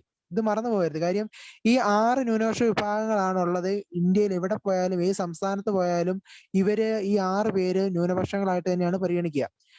ഈ ന്യൂനപക്ഷങ്ങളെ പരിഗണിക്കുന്നവർക്ക് ആണ് ന്യൂനപക്ഷ അവകാശങ്ങൾ കിടക്കുന്നത്, ന്യൂനപക്ഷ ആനുകൂല്യങ്ങളും കിടക്കുന്നത്. ഇതിനകത്ത് ശ്രദ്ധിക്കേണ്ടതെന്ന് പറഞ്ഞു കഴിഞ്ഞാൽ നമുക്ക് ന്യൂനപക്ഷ മന്ത്രാലയം ഉണ്ട് ദേശീയ തലത്തിൽ. ഈ ന്യൂനപക്ഷ മന്ത്രാലയത്തിന്റെ കീഴിൽ ധാരാളം പദ്ധതികൾ, ധാരാളം സ്കീംസ് പ്രൊവൈഡ് ചെയ്യുന്നുണ്ട്. ഇതിനകത്ത് നമ്മളൊക്കെ കേൾക്കാൻ സാധ്യത കൂടുതലുള്ള സ്കീമാണ് pre metric, post metric, merit cum means scholarship. നമ്മുടെ പിള്ളേർക്കൊക്കെ ആയിട്ടുള്ളതാണ്. നമ്മുടെ 1ാം ക്ലാസ് മുതൽ ഡിഗ്രി തലം വരെയുള്ള പിള്ളേർക്കായിട്ട്, ഡോക്ടറേറ്റ് വരെയുള്ള പിള്ളേർക്കായിട്ടുള്ളതാണ് merit cum means, post matric, അതോടൊപ്പം തന്നെ പ്രീ മെട്രിക്. അപ്പൊ ഈ സ്കോളർഷിപ്പുകളെല്ലാം തന്നെ കൊടുക്കുന്നതിൽ പ്രത്യേകിച്ച് ഒരു അനുപാത സ്വീകരണം ഒന്നും അങ്ങനെ നടന്നില്ല. 80:20 പോലെയോ അങ്ങനെ അനുപാത സ്വീകരണം ഒന്നും അല്ലാതെ അർഹതപ്പെട്ടവർക്ക് കിട്ടുന്ന രീതിയിലേക്കാണ് കേന്ദ്ര സർക്കാർ അത് വിഭാവനം ചെയ്തിരിക്കുന്നത്. ഇനി മറ്റ് സംസ്ഥാനങ്ങളിൽ ന്യൂനപക്ഷ വകുപ്പുണ്ട്, കേരളത്തിൽ മാത്രമല്ല. ഇവിടെ തൊട്ട് അതിർത്തി സംസ്ഥാനങ്ങളായ ആന്ധ്രാപ്രദേശ് ആകട്ടെ, കർണാടക ആകട്ടെ, തമിഴ്നാടാകട്ടെ, ഇവിടെ എല്ലാ ന്യൂനപക്ഷ വകുപ്പുകളുണ്ട്. ഈ വകുപ്പുകളെല്ലാം തന്നെ കൃത്യമായി അവിടെയുള്ള ന്യൂനപക്ഷങ്ങളെ കൃത്യമായിട്ട് തന്നെ പരിഗണിക്കുന്നുണ്ട്. അവിടെ മുസ്ലിങ്ങൾക്കായിട്ട് പ്രത്യേക പദ്ധതികൾ വിഭാവനം ചെയ്തിരിക്കുന്നു, ക്രിസ്ത്യാനികൾക്കായിട്ട് പ്രത്യേക പദ്ധതികൾ വിഭാവനം ചെയ്തിരിക്കുന്നു, എന്നാൽ പൊതു പദ്ധതികളും ഉണ്ട്. ഇപ്പൊ ആന്ധ്രാപ്രദേശിലാണെങ്കിൽ ക്രിസ്ത്യാനികളെ പ്രത്യേകം പരിഗണിക്കുകയാണ്, ക്രിസ്ത്യൻ ധനകാര്യ കോർപ്പറേഷൻ തന്നെയുണ്ട്. മുസ്ലിങ്ങളെ കൃത്യമായിട്ട് പരിഗണിക്കുന്നുണ്ട് അവര്. അതോടൊപ്പം തന്നെ കർണാടകയിലെ മുസ്ലിങ്ങളെ കൃത്യമായിട്ട് പരിഗണിക്കുന്നു. അതോടൊപ്പം തന്നെ ക്രിസ്ത്യാനികളെ പരിഗണിക്കാണ്ട് ക്രിസ്ത്യൻ ഡെവലപ്മെന്റ് ഫണ്ട് എന്ന പദ്ധതിനെ വെച്ചിരിക്കുകയാണ്. അതിനകത്ത് തന്നെ 7-8 പദ്ധതികളുണ്ട്. തമിഴ്നാട്ടിലാകട്ടെ ഇതുപോലെ വിശ്വനാഥ തീർത്ഥാടനത്തിന് സബ്സിഡി കൊടുക്കുന്നു, പള്ളികൾ പണിയാനായിട്ട് പുനരുദ്ധാരണത്തിനൊക്കെ ആയിട്ട് ഫണ്ടുകൾ കൊടുക്കുന്നു. അതോടൊപ്പം തന്നെ ബാക്കി കമ്മ്യൂണിറ്റികളെ അവർ കൃത്യമായിട്ട് രീതിയിൽ പരിഗണിക്കുന്നു. എന്നാൽ കേരളത്തിലെ ഇപ്പോഴത്തെ സാഹചര്യം എന്ന് പറഞ്ഞു കഴിഞ്ഞാൽ ക്രിസ്ത്യാനികൾക്കായിട്ട് പ്രത്യേകിച്ച് ഒരു പദ്ധതിയും ഇല്ല, എന്നാൽ മുസ്ലിങ്ങൾക്കായിട്ട് പ്രത്യേകമായിട്ട് പദ്ധതികളുണ്ട്. ഇനി പൊതു പദ്ധതികളിൽ ഈ 80:20 എന്ന അനുപാതം സ്വീകരണവും നടത്തിയിരിക്കുന്നു. ഇതാണ് കേരളത്തിലെ അവസ്ഥ. ഇപ്പൊ എത്ര വിവേചനപരമായിട്ടാണ് പോകുന്നത്. ഇവിടെ വരുന്ന ന്യൂനപക്ഷ ഫണ്ടിന്റെ 10% പോലും ക്രൈസ്തവ ന്യൂനപക്ഷങ്ങൾക്ക് കിട്ടുന്നില്ല എന്നുള്ളതാണ് മറ്റൊരു സത്യം. അത് കഴിഞ്ഞ കാലം 2008 ആ സമയത്ത് 100 കോടി രൂപയായിരുന്നു ന്യൂനപക്ഷ വകുപ്പിലേക്ക് ബഡ്ജറ്റ് വിഹിതം വന്നുകൊണ്ടിരുന്നത്. ഇതിപ്പോ ഈ വിഷയങ്ങളൊക്കെ 2019 ആ സമയത്തൊക്കെ ഉയർന്നു വന്നതിന്റെ പേരിലാണോ എന്ന് എനിക്കറിയത്തില്ല. ഇപ്പൊ 50 കോടിയായിട്ട് ചുരുക്കിയിരിക്കുക. 50 കോടി താഴെ ഉള്ളൂ ഫണ്ടിലെ ന്യൂനപക്ഷ വകുപ്പിലേക്ക് ബഡ്ജറ്റ് വിഹിതം വെച്ചിരിക്കുന്നത്. അപ്പൊ അതിനു മുമ്പ് വരെ 100 കോടി, 97 കോടികളൊക്കെ പിന്നെ വകുപ്പിലേക്ക് വന്നിരിക്കുന്നത് ഈ അടുത്ത വർഷങ്ങളായിട്ട് ഇങ്ങനെ ഈ വിഷയങ്ങളൊക്കെ ഉയർന്നു വന്നുകൊണ്ടായിരിക്കണം. അടുത്ത വർഷങ്ങളായിട്ട് അത് പകുതിയാക്കി കുറച്ചിരിക്കുകയാണ്. ഇതിനകത്ത് വിഷയം എന്തെന്ന് പറഞ്ഞു കഴിഞ്ഞാൽ ഈ പാലോളി കമ്മീഷന്റെ റിപ്പോർട്ടും അതോടൊപ്പം സച്ചാറിന്റെ റിപ്പോർട്ടും എന്ന രീതിയിലേക്ക് ആൾക്കാർ പറയുന്നുണ്ട്. സച്ചാർ മുസ്ലിങ്ങളെ പിന്നോക്കാവസ്ഥ പഠിക്കാൻ വന്നതാണ്, അതുകൊണ്ട് ഞങ്ങൾക്കാണ്, അതുകൊണ്ട് സച്ചാറിന്റെയാണ് ഈ പദ്ധതികളെല്ലാം. അതോടൊപ്പം തന്നെ കേരളത്തിൽ പാലോളി വന്നു, അത് മുസ്ലിങ്ങളെ പിന്നോക്കാവസ്ഥ പഠിക്കാനാണ്, അതുകൊണ്ട് പാലോളിയുടെ റെക്കമെൻഡേഷന്റെ പേര് എല്ലാം നടത്തണം, അതുകൊണ്ട് ഞങ്ങൾക്കാണ് ഇതെല്ലാം എന്നൊക്കെ പറയുന്നുണ്ട്. പക്ഷെ ഇതിനകത്തൊരു സത്യാവസ്ഥയുണ്ട്. ഈ സച്ചാറും പാലോളിയും എന്ന് പറയുന്നത് ഒരു റെക്കമെൻഡേഷൻ കമ്മിറ്റിയാണ്, അല്ലാതെ ഗവൺമെന്റിന്റെ ഒരു ബോഡിയൊന്നും അല്ല. അപ്പൊ റെക്കമെൻഡേഷൻ കമ്മിറ്റിയാണ്. അപ്പൊ അവർ ആ ഒരു മുസ്ലിം സമുദായത്തെ പറ്റിയുള്ള പഠനങ്ങളൊക്കെ നടത്തി കുറച്ച് റെക്കമെൻഡേഷൻസ് ഒക്കെ തരും. ആ റെക്കമെൻഡേഷൻസ് അനുയോജ്യമെങ്കിൽ സർക്കാരിന് അത് നടപ്പിലാക്കാം എന്നുള്ളതാണ് അതിന്റെ കാര്യം. അപ്പൊ ഇതിനകത്തെന്ന് പറഞ്ഞു കഴിഞ്ഞാൽ ഈ സച്ചാർ റിപ്പോർട്ട് നിങ്ങൾ എടുത്ത് വായിച്ചു നോക്കുവാണെങ്കിൽ കൃത്യമായിട്ട് നമുക്ക് മനസ്സിലാകുന്നത് അത് ഇന്ത്യയിലെ ഉള്ള സംസ്ഥാനങ്ങളിലൊക്കെ മുസ്ലിങ്ങളെ പിന്നോക്കാവസ്ഥ പഠിക്കാനായിട്ട് മുൻനിർത്തി വന്നതാണെങ്കിൽ അതിൻ്റെ അകത്ത് കേരളത്തിലെ മുസ്ലിങ്ങൾ ബാക്കിയുള്ള സംസ്ഥാനത്തിലെ മുസ്ലിങ്ങളെക്കാളും ഭേദപ്പെട്ട നിലയിലാണെന്ന് തന്നെയാണ് അതിനകത്ത് പല ഘട്ടങ്ങളിൽ നമുക്ക് വായിക്കാനായിട്ട് സാധിക്കുന്നത്. അതോടൊപ്പം തന്നെ അതിനകത്ത് പറയുന്നുണ്ട് കേരളത്തിലെ മാപ്പിള എന്ന് പറയുന്ന സമുദായത്തിനാണ് ഈ നമ്മുടെ സംവരണം OBC സംവരണ കാറ്റഗറി കിടക്കുന്നത്. ഈ മാപ്പിള തന്നെ 5 വിഭാഗങ്ങളുണ്ട്. ആ 5 വിഭാഗങ്ങളിൽ 3 വിഭാഗങ്ങളും ഉന്നത നിലവാരം പുലർത്തുന്നവരാണ്. 2 വിഭാഗങ്ങൾ ആണ് താഴ്ന്ന നിലവാരം പുലർത്തുന്നത്, ലോ സ്റ്റാറ്റസ് എന്ന രീതിയിലേക്ക് ഡിഫൈൻ ചെയ്തിരിക്കുന്നത്. അപ്പൊ അങ്ങനെ തന്നെ ഡിവിഷൻസിന്റെ കാര്യങ്ങളൊക്കെ തന്നെ 3 പേരും ഉന്നത നിലവാരത്തിലാണ്. OBC കാറ്റഗറിയിലുള്ള മാപ്പിള വിഭാഗത്തില് 193 പേജിലാണ് നിങ്ങൾക്ക് കാണാം. സച്ചാർ കമ്മീഷൻ റിപ്പോർട്ടിൽ 193 പേജിലുണ്ട്. അപ്പൊ അങ്ങനെയൊക്കെ തന്നെ സച്ചാർ കമ്മീഷൻ പറഞ്ഞു വെച്ചിരിക്കുകയാണ് കേരളത്തിലെ മുസ്ലിങ്ങളുടെ കാര്യങ്ങളൊക്കെ. അപ്പം അതിൻ പ്രകാരം ആണ് പാലോളി മ്യൂണിറ്റി കമ്മീഷൻ വരുന്നു പറയുന്നു.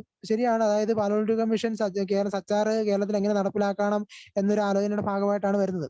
അത് ആ സമയത്തെ രാഷ്ട്രീയ നേതാക്കളൊക്കെ തന്നെ താല്പര്യമെടുത്ത് വന്നതാണ്. ഈ പാലോളി മ്യൂണിറ്റി കമ്മീഷൻ റിപ്പോർട്ടിന്റെ അത് നിങ്ങൾ കാണാം. തുടക്കം തന്നെ ആരൊക്കെയാണ് അതിനകത്തെ കമ്മിറ്റി മെമ്പേഴ്സ് ഉള്ളത്. ഈ പാലോളി മ്യൂണിറ്റി ഉണ്ട്. അതോടൊപ്പം തന്നെ നമ്മുടെ മുൻ ന്യൂനപക്ഷ മന്ത്രിയായിരിക്കുന്ന KT ജലീൽ ഉണ്ടായിരുന്നു. ഈ ഡോക്ടർ ഫസൽ ഗഫൂർ, രണ്ടത്താണി, അങ്ങനെ നിരവധി ആൾക്കാരുണ്ട്. അപ്പം ആരൊക്കെയാണെന്ന് നിങ്ങൾക്ക് തന്നെ നോക്കാം. അതിനകത്ത് ലിസ്റ്റിനകത്ത് നിങ്ങൾക്ക് 11 അംഗങ്ങളുണ്ട്. അപ്പൊ അതിന്റെ അകത്ത് ശരിക്കും പറഞ്ഞു കഴിഞ്ഞാൽ സ്കോളർഷിപ്പ് എന്ന് പറയുന്ന ഒരു വിഭാഗം വരുന്നുണ്ട്. പാലോളി മ്യൂണിറ്റി കമ്മീഷൻ റിപ്പോർട്ടിനകത്ത് സ്കോളർഷിപ്പ് എന്ന് പറയുന്ന ഒരു വിഭാഗം വരുന്നുണ്ട്. ആ സ്കോളർഷിപ്പ് എന്ന് പറയുന്ന ആ ഒരു വിഭാഗത്തിനകത്ത് ആകെ ഒരു സ്കോളർഷിപ്പിനെ പറ്റിയേ പരാമർശിക്കുന്നുള്ളൂ. അത് പരാമർശിക്കുന്നത് മുസ്ലിം പെൺകുട്ടികളുടെ വിദ്യാഭ്യാസത്തിന് വേണ്ടി നടപ്പിലാക്കേണ്ട ഒരു സ്കോളർഷിപ്പ് പദ്ധതിയെ പറ്റിയാണ്. ആ സ്കോളർഷിപ്പ് പദ്ധതിയെ പറ്റി പാലോളി മ്യൂണിറ്റി കമ്മീഷൻ റെക്കമെൻഡേഷൻ സർക്കാരിന് കൊടുക്കുന്നു. സർക്കാർ അത് അംഗീകരിക്കുന്നു. 2008 തന്നെ സർക്കാർ അത് അംഗീകരിക്കുന്നുണ്ട്. എന്നിട്ട് 2009 മുതൽ തന്നെ ആ ഒരു സ്കോളർഷിപ്പ് പദ്ധതി കൊടുക്കാൻ തുടങ്ങി. കോളേജ് വിദ്യാഭ്യാസ വകുപ്പിന്റെ കീഴിൽ മുസ്ലിം ഗേൾസ് സ്കോളർഷിപ്പ് ബാർ ഹോസ്റ്റൽ ഫീസ് സ്റ്റൈപ്പൻഡ് എന്ന് പറയുന്ന ഒരു പദ്ധതിയാണത്. ആ പദ്ധതി 2009 മുതൽ കോളേജ് വിദ്യാഭ്യാസ വകുപ്പിന്റെ കീഴിൽ സ്റ്റാർട്ട് ചെയ്ത് കൊടുക്കാൻ തുടങ്ങി. 2008 മുതൽ അതിന് മുൻകാല പ്രാബല്യം കൊടുത്ത് 2008 മുതൽ ഇങ്ങനെ കൊടുത്തു വന്നുകൊണ്ടിരുന്ന പദ്ധതിയാണിത്. കംപ്ലീറ്റ്ലി 100% മുസ്ലിം പെൺകുട്ടികൾക്ക് വേണ്ടി മാത്രമായിട്ട് കൊടുത്തു പോയിക്കൊണ്ടിരുന്ന ഒരു പദ്ധതിയാണ്. അതാണ് പാലോളി കമ്മീഷൻ റെക്കമെൻഡേഷനകത്ത് ഉള്ളത്. ഇനി ശ്രദ്ധിക്കേണ്ടതെന്ന് പറഞ്ഞു കഴിഞ്ഞാൽ 1993 തന്നെ ആന്ധ്രാപ്രദേശിലൊക്കെ ന്യൂനപക്ഷ വകുപ്പുകളുണ്ട്. 93 2006 2005 സച്ചാർ വരുന്നത്. ഈ 93 തന്നെ ന്യൂനപക്ഷ വകുപ്പുകൾ ബാക്കിയുള്ള സംസ്ഥാനത്ത് തുടങ്ങിയിട്ടുണ്ട്. അപ്പം ബാക്കിയുള്ള സംസ്ഥാനങ്ങളിൽ ന്യൂനപക്ഷ വകുപ്പുണ്ട്. അതൊന്നും ഇതുപോലെ ഒരു പഠന റിപ്പോർട്ടിന്റെ ബേസിലൊന്നും അല്ലാതെ തന്നെ വരുന്നതാണ്. ഇങ്ങനെ ഈ 2011 കേരളത്തിലെ ന്യൂനപക്ഷ ക്ഷേമ വകുപ്പ് വരുന്നത്. 2011 ന്യൂനപക്ഷ വകുപ്പ് വന്നപ്പം നിലവിൽ 2011 ജനുവരി 1 തീയതി ന്യൂനപക്ഷ വകുപ്പ് കേരളത്തിൽ നിലവിൽ വന്നപ്പോൾ അവരെന്ന് പറഞ്ഞു കഴിഞ്ഞാൽ ഈ മുസ്ലിം പെൺകുട്ടികൾക്ക് വേണ്ടി പാലോളി മ്യൂണിറ്റി റെക്കമെൻഡേഷൻ പ്രകാരം കൊടുത്തോണ്ടിരുന്ന സ്കോളർഷിപ്പ് ഉണ്ട് കോളേജ് വിദ്യാഭ്യാസ വകുപ്പിന്റെ കീഴിൽ 2008 മുതൽ മുൻകാല പ്രാബല്യത്തിൽ കൊടുത്തോണ്ടിരുന്നത്. ആ പദ്ധതിയെ ഈ ന്യൂനപക്ഷ വകുപ്പിലേക്ക് ഇവർ മാറ്റി. മാറ്റിയപ്പോൾ അത് 100% മുസ്ലിം പെൺകുട്ടികൾക്ക് വേണ്ടി മാത്രമാണല്ലോ. അപ്പൊ അത് വകുപ്പിലേക്ക് മാറ്റിയപ്പം ന്യൂനപക്ഷ വകുപ്പാണല്ലോ. ഇപ്പം മുസ്ലിം ക്ഷേമ വകുപ്പ് എന്ന രീതിയിലേക്ക് അതിനെ കൺവേർട്ട് ചെയ്യാൻ പറ്റാത്തതുകൊണ്ടും ബാക്കിയുള്ള ജനപ്രതിനിധികളുടെ ആവശ്യപ്രകാരം 20% അതിനകത്ത് ലത്തീൻ പരിവർത്തന ക്രൈസ്തവർക്കായിട്ട് അവർ നീക്കിവെച്ചു. 20% ലത്തീൻ പരിവർത്തന ക്രൈസ്തവർക്കായിട്ട് ഇവർ നീക്കിവെച്ചു. അങ്ങനെയാണ് ഈ 80:20 എന്ന് പറയുന്ന ഒരു അനുവാദം കയറി വരുന്നത്. ഈ അനുവാദം ഇവർ സ്വീകരിക്കാണ്ട് ഒരു പഠനവും നടത്തിയിട്ടില്ല. നമ്മൾ വിവരാശ നിയമപ്രകാരം കൊടുത്തായിരുന്നു 80:20 അനുവാദം സ്വീകരിക്കാൻ നിങ്ങൾ എന്തെങ്കിലും പഠനങ്ങൾ നടത്തിയിട്ടുണ്ടോ, എന്ത് പ്രകാരമാണ് നിങ്ങൾ 80:20 അനുവാദം കൊടുക്കുന്നുള്ളത്. അപ്പൊ അവര് കൃത്യമായി തന്ന മറുപടി ഇതാണ്: ന്യൂനപക്ഷ ക്ഷേമ വകുപ്പ് ഒരു പഠനവും നടത്തിയിട്ടില്ല 80:20 എന്ന അനുവാദം സ്വീകരിക്കാനായിട്ട്. കൃത്യമായിട്ട് തന്ന മറുപടിയാണ്, ഒരു പഠനവും നടത്തിയിട്ടില്ലെന്ന്. രണ്ടാമത് അവർ പറഞ്ഞത് 80:20 അനുവാദം സ്വീകരിക്കാനായിട്ട് കാരണമാകുന്നത് ഈ ഒരു ഗവൺമെന്റ് ഓർഡർ പ്രകാരമാണെന്നാണ്. ആ ഗവൺമെന്റ് ഓർഡർ ആണ് 2011 ഫെബ്രുവരി മാസം 22 തീയതി ഇറങ്ങിയ ഗവൺമെന്റ് ഓർഡർ. ആ ഗവൺമെന്റ് ഓർഡറിൽ ഇപ്രകാരമാണ് പറയുന്നത്: ഈ മുസ്ലിം പെൺകുട്ടികൾക്ക് വേണ്ടി ഉണ്ടായിരുന്ന സ്കോളർഷിപ്പ് പദ്ധതി ഈ ന്യൂനപക്ഷ വകുപ്പിലേക്ക് മാറ്റിയപ്പോൾ ചില ജനപ്രതിനിധികൾ അഭ്യർത്ഥന പ്രകാരം 20% ലത്തീൻ ബാർ പരിവർത്തന ക്രൈസ്തവർക്കായിട്ട് നീക്കി വെക്കുന്നു. ഈ ഒരു ഗവൺമെന്റ് ഓർഡറാണ് അവർ കാരണമായിട്ട് കാണിക്കുന്നത്. ഇതിന്റെ രസം എന്താണെന്ന് ചോദിച്ചു കഴിഞ്ഞാൽ അന്ന് ഈ ന്യൂനപക്ഷ വകുപ്പ് ഉണ്ടാകുകയാണ്. അത് LDF സർക്കാരിന്റെ അവസാന കാലഘട്ടത്തിലാണ്. പിന്നീട് പെട്ടെന്ന് തന്നെ ഇലക്ഷൻ വന്നു, UDF സർക്കാർ വന്ന് അധികാരത്തിൽ കയറി. പിന്നീട് ഇങ്ങോട്ട് വന്നപ്പോൾ ന്യൂനപക്ഷ ക്ഷേമത്തിന് വേണ്ടി ബഡ്ജറ്റ് വിഹിതം വരുന്നു, ഫണ്ട് വരുന്നതനുസരിച്ച് പദ്ധതികൾ വിഭാവനം ചെയ്യുന്നു.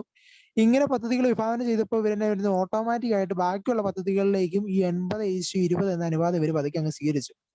2013 ഗവൺമെന്റ് ഓർഡറിലൊക്കെ നിങ്ങൾക്ക് കാണാം ഈ 80:20 എന്ന് പറഞ്ഞ 20% കിടക്കുന്നത് ക്രിസ്ത്യൻ എന്നാണ് എഴുതിയിരിക്കുന്നത്. ക്രിസ്ത്യൻ എന്നവര് ഒരു കാര്യമില്ലാതെ അവർ ക്രിസ്ത്യൻ അങ്ങോട്ട് എഴുതി. 2015 മുതൽ ഈ ഗവൺമെന്റ് ഓർഡർ നിങ്ങൾക്ക് കാണാം ഇവരെല്ലാ സ്കോളർഷിപ്പ് പദ്ധതിയൊക്കെ വരുമ്പോൾ അവര് 20 എന്നുള്ളത് അതർ മൈനോറിറ്റി എന്നാക്കി, മറ്റു മത ന്യൂനപക്ഷങ്ങളിൽ നിന്നാക്കി.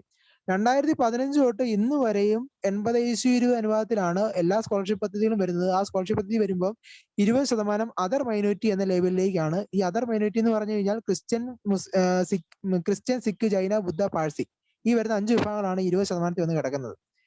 അപ്പം എത്ര വിവേചനപരമായിട്ടാണ് ഇതിനകത്ത് കാര്യങ്ങൾ നടപ്പിലാക്കുന്നുള്ളതാണ്. ഇന്നും നിലവിൽ അന്ന് മുസ്ലിം പെൺകുട്ടികൾക്ക് വേണ്ടി കൊടുത്തിരുന്ന സ്കോളർഷിപ്പ് ഇന്നും നിലവിലുണ്ട്. പക്ഷെ അതിന്റെ പേര് ഇപ്പൊ മാറ്റിയിട്ട് CH മുഹമ്മദ് കോയ സ്കോളർഷിപ്പ് എന്നാണ് അറിയപ്പെടുന്നത്.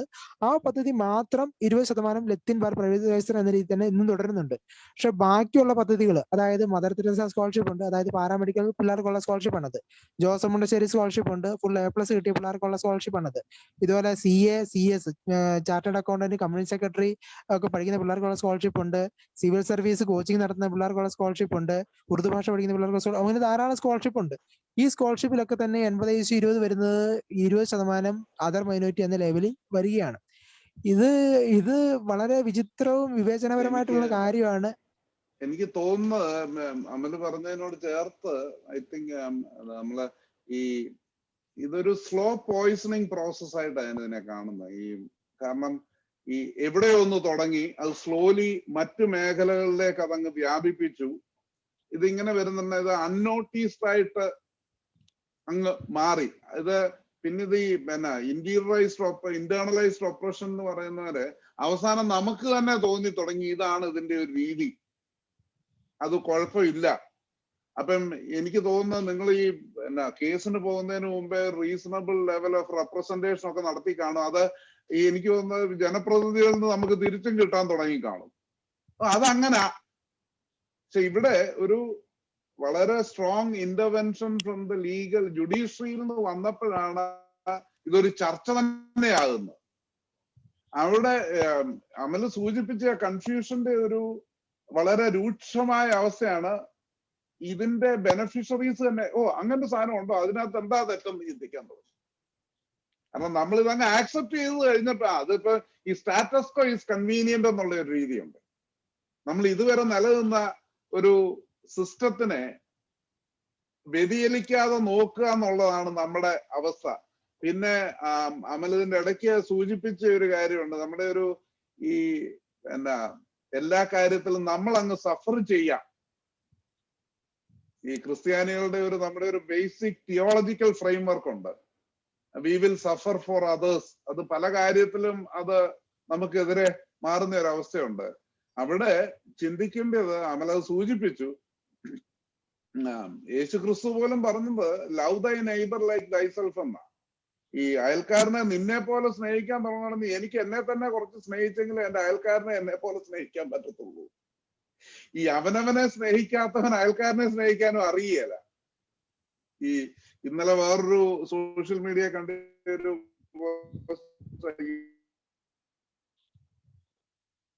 to take care of yourself, you cannot help pour out of an empty cup എന്ന്. അപ്പം ഇവിടെ എനിക്ക് തോന്നുന്നു ഇത് ഈ സാമൂഹ്യ തലത്തിൽ ഇതൊരു it's only A tip of the iceberg. ഇത് വളരെ വിശാലമായ പല കോണുകളിൽ ഇങ്ങനെയുള്ള അത് ഒരു ഇസ്ലാം വേഴ്സ് ക്രിസ്ത്യൻ എന്നുള്ള ഒരു രീതിയിൽ ഇതിനെ കാണാതെ ഇതൊരു നമ്മുടെ സംസ്ഥാനത്തിന്റെ അല്ലെങ്കിൽ നമ്മുടെ രാജ്യത്തിന്റെ ഒരു റിസോഴ്സസിനെ പങ്കുവെക്കലിന് ഒരു അനീതിയുടെ, കാരണം ഇതൊരു ഈ സ്കോളർഷിപ്പുകൾ പലതും ഞാൻ പഠിച്ചിടത്തോളവും മെറിറ്റ് കം മീൻസാ. അപ്പം മീൻസ് ഉള്ളവൻ അത് കൊടുക്കേണ്ട കാര്യമില്ല, അത് ലേറ്റസ്റ്റ് ഇത്. പിന്നെ പലരും മുസ്ലിം സമുദായത്തിന്റെ പിന്നോക്കാവസ്ഥ പറയുന്നവര് കേരളത്തിലെ രണ്ട് സമുദായം ഏതാണ്ട് കമ്പയറബിൾ. ഇപ്പം ഈ മധ്യ തിരുവിതാംകൂറിലോ മധ്യ കേരളത്തിലോ ജീവിക്കുന്ന ഒരു സമൂഹത്തിന് ചിലപ്പം ഈ ക്രിസ്ത്യൻസിന്റെ അത്രയും പ്രോസ്പറസ് അല്ല മുസ്ലിംസ് എന്ന് തോന്നുകയും എനിക്കും നോബിളച്ചനും ഒക്കെ അറിയാവുന്ന മലബാർ മേഖലയിലോട്ട് ചെന്നാല് വളരെ പരമ്പരാഗതമായിട്ട് ഈ പെട്ടെന്ന് ഒരു ബിസിനസ്സിൽ കൂടെ പണം ഉണ്ടാക്കിയതല്ല, ഈ അറക്കൽ രാജവംശം മുതല് ഈ വളരെ പരമ്പരാഗതമായ വളരെ അഡ്വാൻസ്ഡ് ആയിട്ട് വിദ്യാഭ്യാസപരമായിട്ടും സാമ്പത്തികമായിട്ടും മുന്നാക്കാവസ്ഥയിൽ നിൽക്കുന്ന ഒരു മുസ്ലിം സമൂഹം കേരളത്തിലുണ്ട്. അപ്പൊ അതുകൊണ്ട് തന്നെ നമ്മൾ ശ്രദ്ധിക്കേണ്ടത് ക്രിസ്ത്യാനിയും മുസ്ലിമും കേരളത്തിൽ ഒരു കമ്പയറബിൾ പൊസിഷനില്ല. ഇത് കേരളത്തിൽ ക്രിസ്ത്യാനി പെട്ടെന്ന് അങ്ങ് വളരെ വികസിതനാണ് എന്നും പറഞ്ഞ് നമ്മൾ സ്വയം പിന്മാറേണ്ടതോ നമ്മളെ പിന്തള്ളേണ്ടിയോ ഒരാവശ്യമില്ല. ഇവിടെ ഡിസേർവിങ് ഉണ്ടായിട്ടുള്ളവരുണ്ട്, ഡിസേർവിങ് ആയിട്ടില്ലാത്തവരും ഉണ്ടായിരിക്കും. അപ്പം ഇത് എല്ലാ സമുദായത്തിലും കാണുന്ന ഒരു ഇതാണ്. അപ്പം ഈ റിസർവേഷനെ സംബന്ധിച്ചിടത്തോളം ശരിയാണ്, SC ST അതൊരു പ്രത്യേക കാറ്റഗറിയിൽ പെടുത്തി അതിനെ കാണുന്നതിനോടൊപ്പം. പക്ഷെ ഇങ്ങനെയുള്ള രീതിയിൽ വരുന്നതിന് ഈ ഒരു ശ്രമത്തിനോടൊപ്പം തന്നെ ഈ ഒരു repeated vigilance from the people, അത് ഒരു പർട്ടിക്കുലർ സമൂഹത്തിന്റെ മാത്രം ഒരു പോരാട്ടമാക്കരുത്. അതെനിക്ക് തോന്നുന്നത് അതോടൊപ്പം തന്നെ ഇത് ക്രിസ്ത്യാനികൾ, ഈയിടെ 1-2 കമന്റ് കേട്ടു, ക്രിസ്ത്യാനി സംഖ്യയാകുക, സംഖ്യകളും ക്രിസ്ത്യാനികളും കൂടി ഇതിനെ ഒരു അലയൻസിന്റെ ഭാഗമാണ് ഇത് എന്ന് ഒക്കെ പറഞ്ഞുള്ള രീതിയിൽ, ഇത് ആ ഒരു രീതിയിൽ ഉപരി ഇത് ഈ ഒരു പരിധി വരെ ഇത് കാണണം. പിന്നെ ഈ മെജോറിറ്റി ആണ് ഡെമോക്രസിയിലെ കാര്യമെങ്കിലും മെജോറിറ്റി സമുദായവും വൃണതര, ഈ അവരും ഇതിനകത്തൊരു സഫറിങ്, ഈ ഒരു വിക്ടിം പരിവേഷം എടുക്കുന്നുണ്ട്. അത് ഇതിന്റെ ഒരു ഘട്ടത്തിലേക്കോ ഘടനയിലേക്കോ നമ്മളിപ്പോ പോകേണ്ട കാര്യമില്ല. അപ്പൊ ഇതിന്റെ ഒരു അടുത്ത ഫേസ്, ഇപ്പൊ ഒരു ഘട്ടത്തിൽ നമ്മൾ ഒരു പർട്ടിക്കുലർ ഇൻസ്റ്റൻസിൽ ഒരു കോടതി വിധി, ആ കോടതി വിധിയുടെ അടിസ്ഥാനത്തിൽ നമ്മൾ ചിലത് അച്ചീവ് ചെയ്യാൻ സാധിച്ചു എന്ന് വിചാരിക്കുന്നു. അച്ചീവ് ചെയ്തിട്ടില്ല, ഒരു വിധി കിട്ടി. ഇപ്പൊ നമ്മുടെ ലെവലില് അച്ചീവ്മെന്റ് എന്ന് പറയുന്ന ഒരു വിധിയാ. ഇതിന്റെ ഇംപ്ലിമേഷനിൽ ഇപ്പൊ നമ്മൾ ഓൾറെഡി കാണുന്നുണ്ട് ധാരാളം ഘടകങ്ങള്. അപ്പീല് കൊടുക്കുന്നുണ്ടോ ഇല്ലയോ എന്ന് ഇപ്പോഴും അറിയില്ല. ചില സമുദായങ്ങൾ കൊടുക്കണമെന്ന് പറയുന്നുണ്ട്, വേറെ ചിലർ കൊടുക്കണ്ട എന്ന് പറയുന്നുണ്ട്. എനിക്ക് തോന്നുന്നത് സത്യത്തിൽ അപ്പീലിൽ പോയി സുപ്രീം കോടതി തന്നെ ഇതിന്റെ ഒരു വ്യക്തമായ ഒരു വിധി തന്നു കഴിഞ്ഞാൽ പിന്നെ that will be an end of the discussion. ആ രീതിയിൽ അത് എനിക്ക് തോന്നുന്നത് എത്തുമെന്നാ തോന്നുന്നത്. അല്ലെങ്കിൽ ഇൻട്രസ്റ്റഡ് പാർട്ടി ആരെങ്കിലും തന്നെ മറ്റൊരു അപ്പീൽ കൊണ്ട് കൊടുക്കാനാണ് സാധ്യത. അപ്പൊ നമ്മൾ ഇതിനെ മുമ്പോട്ട് പോകുന്ന ഉടനെ ഈ ഒരു പർട്ടിക്കുലർ ഡയമെൻഷനില് ഒരു ന്യൂനപക്ഷങ്ങളുടെ അവകാശങ്ങളും സംരക്ഷണവും ഇതെങ്ങനെ അട്ടിമറിക്കപ്പെടാതെ സൂക്ഷിക്കാം. അത് ഇപ്പൊ തന്നെ നമ്മളെക്കാളും കൂടുതൽ ദരിദ്രന് ഒരു അവകാശം കിട്ടുന്നതിന് നമുക്ക് വിഷമമില്ല. പക്ഷെ അതിനകത്തൊരു സെൻസ് ഓഫ് ജസ്റ്റിസും ഒരു ഇക്വിറ്റിയും വേണം. ഇത് നമ്മൾ ഈ കഴിഞ്ഞ ഒരു കാലത്തിന്റെ ഗ്ലോറിയോ അല്ലെങ്കിൽ അതിന്റെ സഫറിങ്ങോ പറയാതെ ആസ് വി മൂവ് ഫോർവേഡ്, മുമ്പോട്ട് നോക്കുന്നുണ്ടേ ഒരു വർഗീയ സംഘർഷത്തിലേക്കോ ഒരു വർഗീയ ചേരുതിരിവിലേക്കോ, കേരളത്തിനെ കുറിച്ച് നമുക്ക് എപ്പോഴും ഒരു പ്രൗഡ് മൂമെന്റ് ആണ്. നമ്മൾ സമൂഹമായിട്ട് ഒന്നിച്ചു കഴിഞ്ഞ വലിയ കുഴപ്പമില്ലാതെ കഴിഞ്ഞ ഒരു ഒക്കേഷണൽ ഇറപ്ഷന് പുറമെ വലിയ കുഴപ്പമില്ലാതെ കഴിഞ്ഞ ഒരു സമൂഹം. അപ്പൊ ഇനിയും തുടർന്നും ഒരു വർഗീയ സംഘർഷമില്ലാതെയോ ഒരു വർഗീയ ചേരുതിരിവുകൾ ഇല്ലാതെയോ നമ്മുടെ സമൂഹത്തിന്റെ സന്തുലിതാവസ്ഥ എങ്ങനെ സംരക്ഷിക്കാൻ സാധിക്കുമെന്നുള്ളത് നമ്മള് ഒന്ന് ചിന്തിക്കുന്നത് നല്ലതായിരിക്കും. അച്ഛൻ അതിനെ കുറിച്ച് എന്ത് തോന്നുന്നു? പിതാവ് പറഞ്ഞ സംഘീവൽക്കരണം എന്ന് പറയുന്ന ആ ആശയം അത് ശരിയാണ്. കാരണം സംഘി എന്ന് വിളിച്ചാൽ, ഞാൻ ഇടയ്ക്ക് സൂചിപ്പിച്ചതാണ്, ആടിനെ നമുക്ക് തല്ലിക്കൊല്ലുമ്പോൾ ആളുകൾ ചോദിക്കും എന്തിനാണ് ആ നിഷ്കളങ്ക ജീവി. അതുകൊണ്ട് ആടിനെ പട്ടിയാക്കിയാൽ പട്ടിയെ തല്ലിക്കൊല്ലുന്നത് അതെ, പേപ്പട്ടിയും കൂടെ ആക്കി തല്ലിക്കൊല്ലൽ എളുപ്പമാണ്. അപ്പൊ അതുകൊണ്ട് ഈ സംഘീവൽക്കരണം അങ്ങനെയാണ് അതിന്റെ ഒരു റൂട്ട് അങ്ങ് പോകുന്നത്. തീർച്ചയായും നമ്മൾ സമുദായത്തിന് വേണ്ടിയും ഒക്കെ ശബ്ദിച്ചു തുടങ്ങുമ്പം മുൻനിരയിൽ നിൽക്കുമ്പോൾ ഇതെല്ലാം പ്രതീക്ഷിക്കണം. ശബ്ദിക്കാൻ ആരംഭിക്കുമ്പോൾ തീർച്ചയായും എതിർ ശബ്ദങ്ങളെയും നമ്മൾ പ്രതീക്ഷിക്കേണ്ടതുണ്ട്. ഒരു പിതാവ് ഒക്കെ സൂചിപ്പിച്ചതുപോലെ ഈ വാച്ച്ഫുൾനെസ് എന്ന് പറയുന്നത് ഡെമോക്രസി അതിന്റെ മൂല്യങ്ങൾക്ക് നമ്മൾ കൊടുക്കേണ്ട ഒരു വിലയാണ്. ശരിക്കും ജാഗ്രത, നിതാന്ത ജാഗ്രത എന്ന് പറഞ്ഞു. ഈ ജാഗ്രത കുറവാണ് യഥാർത്ഥത്തിൽ ഈ പറഞ്ഞ എല്ലാ പിടിപ്പുകേടുകൾക്കും കാരണമായി തീർന്നത്. ഈ പറയുന്ന 80:20 അല്ലെങ്കിൽ 80:20 എന്ന് പറഞ്ഞ അതിനു മുമ്പ് ഇതെല്ലാം പാസ്സായി വന്ന നിയമസഭകളിലെല്ലാം ക്രൈസ്തവ സാന്നിധ്യം ഉണ്ടായിരുന്നു. ക്രൈസ്തവ സാന്നിധ്യം ഇല്ലാത്ത നിയമസഭകൾ ഉണ്ടായിട്ടില്ല. അപ്പോ അവിടെ എല്ലാം ഇതുണ്ടായിരുന്നു. അപ്പൊ അങ്ങനെ നമ്മളെ റെപ്രസെന്റ് ചെയ്ത് പോയിരുന്ന ആളുകളുടെ ശ്രദ്ധക്കുറവോ ജാഗ്രത കുറവോ ഒക്കെയാണ് ഇങ്ങനെയൊക്കെയുള്ള ഈ അനീതികളിലേക്ക് ഈ പറയുന്ന സംവിധാനങ്ങളെയൊക്കെ എത്തിച്ചത്. എനിക്ക് തോന്നുന്ന അച്ഛാ, ഞാനൊന്ന് ഇന്റർവ്യൂ അവരുടെ സ്വാർത്ഥതയും കാണാം നമ്മളെ പ്രതിനിധീകരിച്ച് പോയ സാമാജികരുടെ. തീർച്ചയായും ഇല്ല, പൊളിറ്റിക്സ് ഇതിന്റെ അകത്ത് ഒരു വലിയ പ്രധാനപ്പെട്ട ഘടകമാണ്. ശക്തരോട് ചേർന്ന് നിൽക്കുക, അവർക്ക് വേണ്ടി നിശബ്ദരാകുക എന്ന് പറയുന്നത് രാഷ്ട്രീയത്തിന്റെ വളരെ വളരെ അടിസ്ഥാനപരമായ ഒരു തത്വത്തിലൊന്നാണ്. അപ്പൊ ഇവിടെ ഈ മൈൻഡ്ഫുൾനെസ്, വാച്ച്ഫുൾനെസ് എന്നൊക്കെ നമ്മൾ പറയുമ്പോഴും ഞാനിവിടെ സൂചിപ്പിക്കാനായിരുന്നു, നമ്മൾ പിതാവ് മുമ്പോട്ട് പോകുന്ന കാര്യത്തെ കുറിച്ചാണ് സൂചിപ്പിച്ചത്. ഞാൻ ഈ കോടതി വിധി, അമൽ എന്ത് പറയുന്നതെന്ന് എനിക്കറിയത്തില്ല, ഈ കോടതി വിധി വരുമ്പോഴും കോടതി വിധിയിൽ എനിക്കത് എന്തോ തൃപ്തി തോന്നുന്നില്ല എന്നുള്ളതാണ്. 80:20 എന്നുള്ളത് മാറ്റി സ്കോളർഷിപ്പ് ജനസംഖ്യ ആനുപാതികമായി വിതരണം ചെയ്യുക എന്ന് പറയുമ്പോഴും ആ ജനസംഖ്യ ആനുപാതികമായി വിതരണം ചെയ്യപ്പെടുമ്പോഴും ഈ മൈനോറിറ്റി എന്ന് പറയുന്ന സ്റ്റാറ്റസ് നമുക്ക് തരുന്ന ഭരണഘടനയുടെ ഒരു തത്വമുണ്ട്, ഒരു വിഷൻ ഉണ്ട്. അത് ഫുൾഫിൽ ചെയ്യപ്പെടുന്നുണ്ടോ എന്നുള്ളത് നമ്മൾ ഒന്നുകൂടെ ഒന്ന് ആലോചിക്കേണ്ട ഒരു കാര്യമാണ്. കാരണം എന്തിനാണ് നമുക്ക് ഈ മൈനോറിറ്റി സ്റ്റാറ്റസ് തന്നിരിക്കുന്നത്? അല്ലെങ്കിൽ 6 വിഭാഗങ്ങളെ വിജ്ഞാപനം ചെയ്ത് ഇവർ ന്യൂനപക്ഷമാണെന്ന് പ്രഖ്യാപിച്ചിരിക്കുന്നത് എന്തിനാണ്? To protect and empower the minorities. അത് കേരള സർക്കാരിന്റെ മൈനോറിറ്റി കമ്മീഷന്റെ വെബ്സൈറ്റിലൊക്കെ എഴുതി വെച്ചിട്ടുണ്ട്. സംരക്ഷിക്കാനും ശാക്തീകരിക്കാനുമാണ്. എന്ത്? ന്യൂനപക്ഷങ്ങളെ സംരക്ഷിക്കുകയും ശാക്തീകരിക്കുകയും ചെയ്യുന്നത് എന്തിനാണ്? ആ ന്യൂനപക്ഷത്തിന്റെ വിശ്വാസവും ആ ന്യൂനപക്ഷത്തിന്റെ ആചാരാനുഷ്ഠാനങ്ങളും പാരമ്പര്യങ്ങളും ഭാഷയും തനത് ജീവിത ശൈലിയും ഒക്കെ ഒരു പൊതു സംസ്കാരത്തിന്റെ, ഒരു പൊതു പൈതൃകത്തിന്റെ ഭാഗമാണ്. അത് നഷ്ടപ്പെടാതെ സൂക്ഷിക്കണം ഒരു രാജ്യം. ആ രാജ്യത്തിന്റെ ഭൂരിപക്ഷ സമുദായം ഒരിക്കലും ഇതിനെ വിഴുങ്ങിക്കളയരുത്. ഈ വൈജാത്യങ്ങളെ, വൈവിധ്യങ്ങളെ, വ്യതിരിക്തതകളെ വിഴുങ്ങി ഇല്ലാതാക്കരുത്. ഇതൊരു ലോക പൈതൃകത്തിന്റെ, സംസ്കാരത്തിന്റെ ഭാഗമാണ്. അതുകൊണ്ട് ഈ അല്പാൽപമായ അവിടങ്ങളിലൊക്കെയുള്ള ഈ ന്യൂനപക്ഷങ്ങളെ കൂടുതൽ കരുതൽ കൊടുക്കണം സർക്കാർ, ഭരണകൂടം. അതിനാണ് ഈ ന്യൂനപക്ഷ പദവി തരുന്നത്. അങ്ങനെയെങ്കിൽ ഇന്ന് കേരളത്തിൽ അമല് സൂചിപ്പിച്ചു, വളരെ വിശദമായിട്ട് അമല് ജനസംഖ്യയുടെ കണക്ക് പറഞ്ഞു. എനിക്ക് തോന്നുന്നു അമൽ ഏറ്റവും കൂടുതൽ ഈ സാമൂഹ്യ മാധ്യമങ്ങളിലൂടെ ബോധവൽക്കരിക്കാൻ ശ്രമിക്കുന്ന ഒന്ന് ഈ കുറഞ്ഞുകൊണ്ടിരിക്കുന്ന ജനസംഖ്യയാണ്. ക്രൈസ്തവ സമുദായത്തിന്റെ കുറഞ്ഞുകൊണ്ടിരിക്കുന്ന ജനസംഖ്യ. മാസത്തിൽ ഒന്നെങ്കിലും അമല് അത് എപ്പോഴും ഇങ്ങനെ ഓർമ്മിപ്പിക്കാറുണ്ട്.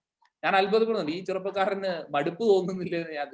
പക്ഷെ അതൊരു വലിയ യാഥാർത്ഥ്യമാണ്. ഇങ്ങനെ കുറഞ്ഞുകൊണ്ടിരിക്കുന്നത്. അതായത് 51 സെൻസസിൽ അമലിന്റെ തന്നെ ഇതുണ്ട്, ബോക്സ് ഉണ്ട്, ഡിസ്ക്രിപ്ഷൻ ഉണ്ട്.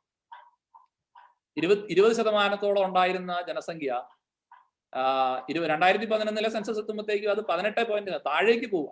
17 ഉണ്ടായിരുന്ന മുസ്ലിം സമുദായം, നമുക്ക് ഒരുപക്ഷെ കമ്പയർ ചെയ്യാമെങ്കിൽ ഇവിടുത്തെ 2 വലിയ സമുദായങ്ങൾ എടുത്ത് കമ്പയർ ചെയ്യാമെങ്കിൽ മുസ്ലിം സമുദായത്തെ എടുത്ത് നോക്കുമ്പോൾ 17 ഉണ്ടായിരുന്നത് 27 വളരുക. അങ്ങനെ മുമ്പോട്ട് പോകുന്ന, ഫ്ലറിഷ് ചെയ്തുകൊണ്ടിരിക്കുന്ന ഒരു മൈനോറിറ്റിയേക്കാൾ അധികമായിട്ടല്ലേ ഇല്ലാതായിക്കൊണ്ടിരിക്കുന്ന ഒരു ന്യൂനപക്ഷത്തിന്റെ മേൽ ഇവർ കരുതൽ കാണിക്കേണ്ടത്? അപ്പൊ ഈ ജനസംഖ്യാനുപാതികമായ വിതരണം എന്ന് പറയുന്നത് യഥാർത്ഥത്തിൽ ഈ ന്യൂനപക്ഷം എന്ന് പറയുന്ന ആശയത്തിന്റെ, ആ ഒരു ഭരണഘടനാ തത്വത്തിന്റെ, അല്ലെങ്കിൽ അവർ വിഭാവനം ചെയ്യുന്ന ആ ഒരു ആശയത്തോട് കൂറുപുലർത്തുന്ന ഒന്നല്ല. ന്യൂനപക്ഷങ്ങൾ, തീരെ ചെറിയത്, ഇല്ലാതായിക്കൊണ്ടിരിക്കുന്ന, അപ്രത്യക്ഷമായിക്കൊണ്ടിരിക്കുന്നവയ്ക്ക് കൂടുതൽ കരുതലും വളർന്നുകൊണ്ടിരിക്കുന്നവയ്ക്ക് ആനുപാതികമായ മറ്റു രീതിയിൽ ആണ് അവയെ പരിഗണിക്കേണ്ടത്. ആ ഒരു രീതിയിലേക്കാണ് യഥാർത്ഥത്തിൽ ഈ ന്യൂനപക്ഷ ക്ഷേമ വകുപ്പിന്റെ പ്രവർത്തനങ്ങളും ക്ഷേമ പദ്ധതികളും കൂടുതൽ. അതുകൊണ്ട് ഒരുപക്ഷെ മുസ്ലിം സമുദായത്തിന് നൽകിയിട്ടുണ്ടാകാം കഴിഞ്ഞ കാലങ്ങളിൽ നല്ലത്. ആ ഒരു സമുദായത്തിന് അങ്ങനത്തെ ബാക്ക്വേർഡ്നെസ് ഉണ്ടെന്ന് അവർക്ക് തോന്നി, അവരുടെ കഴിവ് കൊണ്ട് അവർ ചോദിച്ചു മേടിച്ചെടുത്തു. ഓക്കെ, അതൊക്കെ നമുക്ക് അംഗീകരിക്കാം. പക്ഷെ അങ്ങനെ അംഗീകരിക്കണമെങ്കിൽ, അല്ലെങ്കിൽ ആ അംഗീകാരം നമ്മൾ നൽകണമെങ്കിൽ തീർച്ചയായും ഇവിടെ ജനസംഖ്യാപരമായും സാമ്പത്തികമായും ഒക്കെ പല മേഖലകളിൽ, തൊഴിലില്ലായ്മയുടെ മേഖലയിലൊക്കെ വളരെയധികം സഫർ ചെയ്തുകൊണ്ടിരിക്കുന്ന ക്രൈസ്തവ സമുദായത്തെ അത്രമേൽ ഈ ന്യൂനപക്ഷ ക്ഷേമ വകുപ്പ്, മാറി മാറി വരുന്ന സർക്കാരുകൾ അവർ പരിഗണിക്കാൻ തയ്യാറാകണം. ഭരണകൂടം അതിന് തയ്യാറാകണം. അങ്ങനെ തയ്യാറാകുന്നതിലേക്ക് അവരുടെ ശ്രദ്ധ ക്ഷണിക്കാനായിട്ട് എനിക്ക് തോന്നുന്നു മുമ്പോട്ട് ഭാവിയിലേക്ക് നമ്മൾ ചിന്തിക്കുമ്പോൾ എങ്ങനെ പ്രവർത്തിക്കണമെന്ന് പിതാവ് ചോദിച്ചപ്പോൾ എന്റെ ഒരു ചിന്ത അതാണ്. അപ്പൊ ആ ഒരു മേഖലയിലേക്കാണ് ശ്രദ്ധ കൊണ്ടുവരേണ്ടത്. അപ്പൊ അവിടെ ഇപ്പൊ പറഞ്ഞു കുറഞ്ഞ ഫണ്ടൊക്കെയാണ്. ഫണ്ട് അത് പോരാ എങ്കിൽ അതിനാനുപാതികമായ ഫണ്ട് ബജറ്റിൽ വകയിരുത്താനായിട്ടുള്ള സമ്മർദ്ദങ്ങൾ നമ്മുടെ ഭാഗത്തു നിന്നുണ്ടാകണം. കരയുന്ന കുഞ്ഞിനെ പാലുള്ളൂ എന്നുള്ളതാണ് ഇവിടെ. 2010 പാലോളി മുഹമ്മദ് കുട്ടി കമ്മീഷൻ അല്ലെ, അവർ നന്നായി കരഞ്ഞു, ഒച്ചത്തിൽ കരഞ്ഞു, കരച്ചിലിനനുസരിച്ച് അവർക്ക് കൊടുത്തു, ചോദിച്ചു മേടിച്ചെടുത്തു. പക്ഷെ എനിക്ക് തോന്നുന്നു അതുപോലെ നമ്മളാരും, അല്ലെങ്കിൽ നമ്മുടെ സാമുദായിക നേതൃത്വങ്ങളോ അല്ലെങ്കിൽ ഈ പറയുന്ന രാഷ്ട്രീയ നേതൃത്വം അവിടെ ഉണ്ടായിരുന്നവർ, നിയമസഭയിൽ ഉണ്ടായിരുന്നവരൊന്നും അതിനുവേണ്ടി ശ്രമിച്ചില്ല. പക്ഷെ നമ്മൾ യാഥാർത്ഥ്യങ്ങൾ തിരിച്ചറിയുകയും നമ്മളുടെ വീഴ്ചകളും ജാഗ്രത കുറവും മനസ്സിലാക്കുകയും ചെയ്യുമ്പോൾ, കാരണം ഇത് ലോകാവസാനമൊന്നുമല്ല, നമ്മൾ മുമ്പോട്ട് പോകുന്നു, സമുദായം നമ്മോടൊപ്പം ഉണ്ട്, ആളുകളുണ്ട്. നമ്മൾ അവരുടെ ഇടയിൽ അജപാലന ശുശ്രൂഷ ചെയ്യുമ്പോൾ കുറവുള്ള മനുഷ്യരെ, ഈ സപ്പോർട്ട് വേണ്ട മനുഷ്യരെ നമ്മൾ കണ്ടെത്തുകയാണ്, തിരിച്ചറിയുകയാണ്. വലിയ പ്രതിസന്ധികൾ നമ്മൾ കണ്ടുമുട്ടുകയാണ്. പ്രായമേറി വിവാഹം കഴിക്കുന്നത് കൊണ്ട് കുഞ്ഞുങ്ങൾ ഉണ്ടാകാൻ ബുദ്ധിമുട്ട് അനുഭവിക്കുന്നവരെ നമ്മൾ കാണുകയാണ്. എന്തുകൊണ്ടാണ് പ്രായമേറുന്നത്? പ്രായമേറുന്നത് ഒരു ട്രെൻഡായി മാറുന്നതിന്റെ പിന്നിൽ കാരണമുണ്ട്. ഇവിടെ ഈ മലബാറിൽ എന്താണ്, നമ്മളൊരു കണക്കെടുക്കുമ്പോൾ നമുക്ക് മനസ്സിലാകുന്നത് വിവാഹം നടക്കാത്ത 30 വയസ്സിന് മുകളിൽ വിവാഹം നടക്കാത്ത പുരുഷന്മാരുടെ എണ്ണം ആയിരക്കണക്കിനാണ്. എന്തുകൊണ്ടാണ് ഇവർക്ക് വിവാഹം കഴിക്കാൻ പറ്റാത്തത്? ഇവർ വിവാഹം കഴിക്കാനായിട്ട് നോക്കും ഇവരുടെ വിദ്യാഭ്യാസമാണ്. എന്തുകൊണ്ട് ഇവർക്ക് വിദ്യാഭ്യാസം കുറഞ്ഞു പോകുന്നു? വിദ്യാഭ്യാസം കുറഞ്ഞതിന്റെ കാരണം അതാണ്, സാമ്പത്തിക പിന്നാക്കാവസ്ഥയാണ്, സാമ്പത്തിക പ്രശ്നങ്ങളാണ്. അതിന്റെ എല്ലാം ഒന്നും നമുക്ക് പറയാൻ പറ്റില്ലെങ്കിലും നല്ലൊരു ശതമാനം സാമ്പത്തിക പ്രശ്നം തന്നെയാണ്. കാരണം വീടുകളിൽ ദാരിദ്ര്യമാണ്. പെൺപിള്ളേരെ എങ്ങനെയും പഠിപ്പിക്കാനായിട്ട് ശ്രമിക്കും. മലബാറിലെ കർഷക കുടുംബങ്ങളാണ്. പെൺപിള്ളേരെ എങ്ങനെയും പോയി പഠിക്കട്ടെ, അപ്പനും അമ്മയും സഹോദരങ്ങളൊക്കെ അതിനുവേണ്ടി അധ്വാനിക്കും.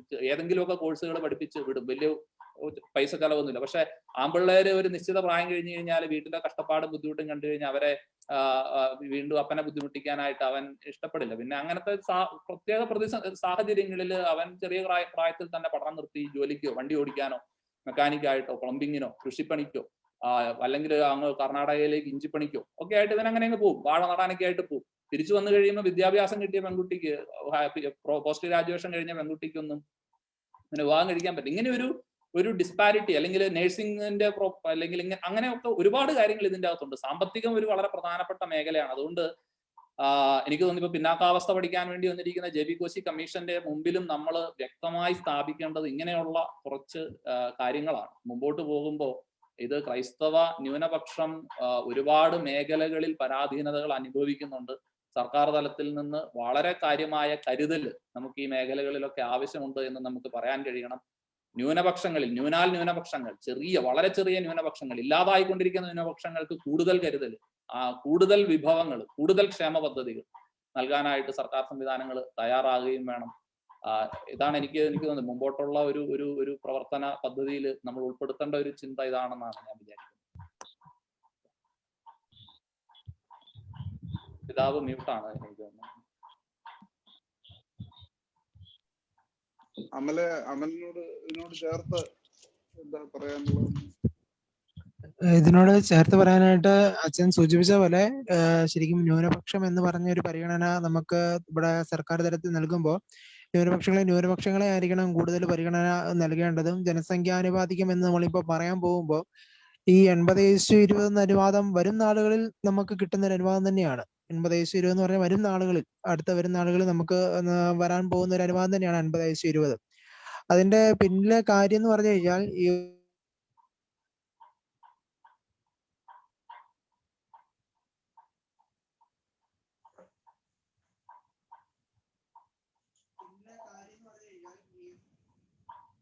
അമല് സ്റ്റക്കായി പോയല്ലോ.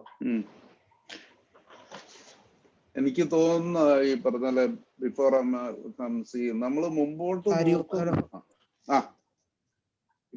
ഇല്ല നമ്മൾ മുമ്പോട്ട് നോക്കുന്നുണ്ടെ നമ്മുടെ മുമ്പിലുള്ള ഒരു പ്രധാന ഘടകമാണ് അച്ഛൻ പറഞ്ഞത്, നമ്മുടെ ഒരു വിജിലൻസ് അല്ലെങ്കിൽ നിതാന്ത ജാഗ്രത ഈ ഒരു വിഷയത്തില്. അത് ഞാൻ ഒന്ന് അടിവരയിട്ട് പറയാൻ, ഇതിനെ ആരും ഒരു വർഗീയതയായിട്ട് കാണണ്ട. ഇതൊരു ന്യൂനപക്ഷ സമുദായം, അത് അവരെ സംരക്ഷിക്കാനുള്ള ഒരു സമുദായം, ഇതൊരു ജോയിന്റ് വെഞ്ചറാണ്. ഇത് ഈ ക്രിസ്ത്യാനികളുടെ മാത്രമുള്ള ഒരു ഇതല്ല. ഈ 24-ൽ നിന്നോ 26-ൽ നിന്നോ 16-ഓ 17-ഓ ആയിക്കൊണ്ടിരിക്കുന്ന അതിന്റെ കാരണങ്ങളിലേക്ക് പോകുന്നില്ല. അങ്ങനെയുള്ള ഒരു സമുദായത്തിന് അഡീഷണൽ സംരക്ഷണം കൊടുക്കുവാൻ മറ്റു സമുദായങ്ങള് റെഡിയാകേണ്ടിയിരിക്കുന്നു. ചില സമുദായത്തിന് അതോട് കേരളത്തിന്റെ പുരോഗമനത്തിൽ ഏറ്റവും അധികം പങ്ക് വഹിച്ചിട്ടുള്ള ഒരു സമൂഹമാണ് ക്രൈസ്തവ സമൂഹം. നമ്മള് ഈ ചരിത്രത്തിൽ പലപ്പോഴും അക്നോളജ് ചെയ്യപ്പെടാതെ പോയിട്ടുള്ള ഒരു കോൺട്രിബ്യൂഷൻ ഇത്.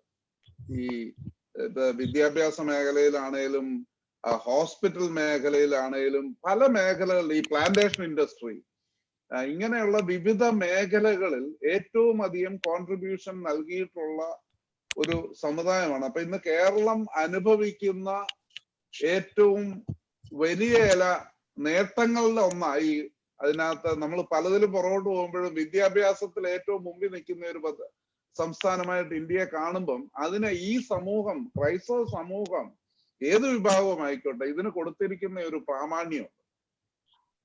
ഓരോ പള്ളിയോട് ചേർത്ത് പള്ളിക്കൂടം വേണമെന്ന് താല്പര്യപ്പെട്ടിരുന്ന സഭാ നേതാക്കന്മാര് തൊട്ട്, അത് ഈ ക്രൈസ്തവർക്ക് മാത്രമായിരുന്നില്ല.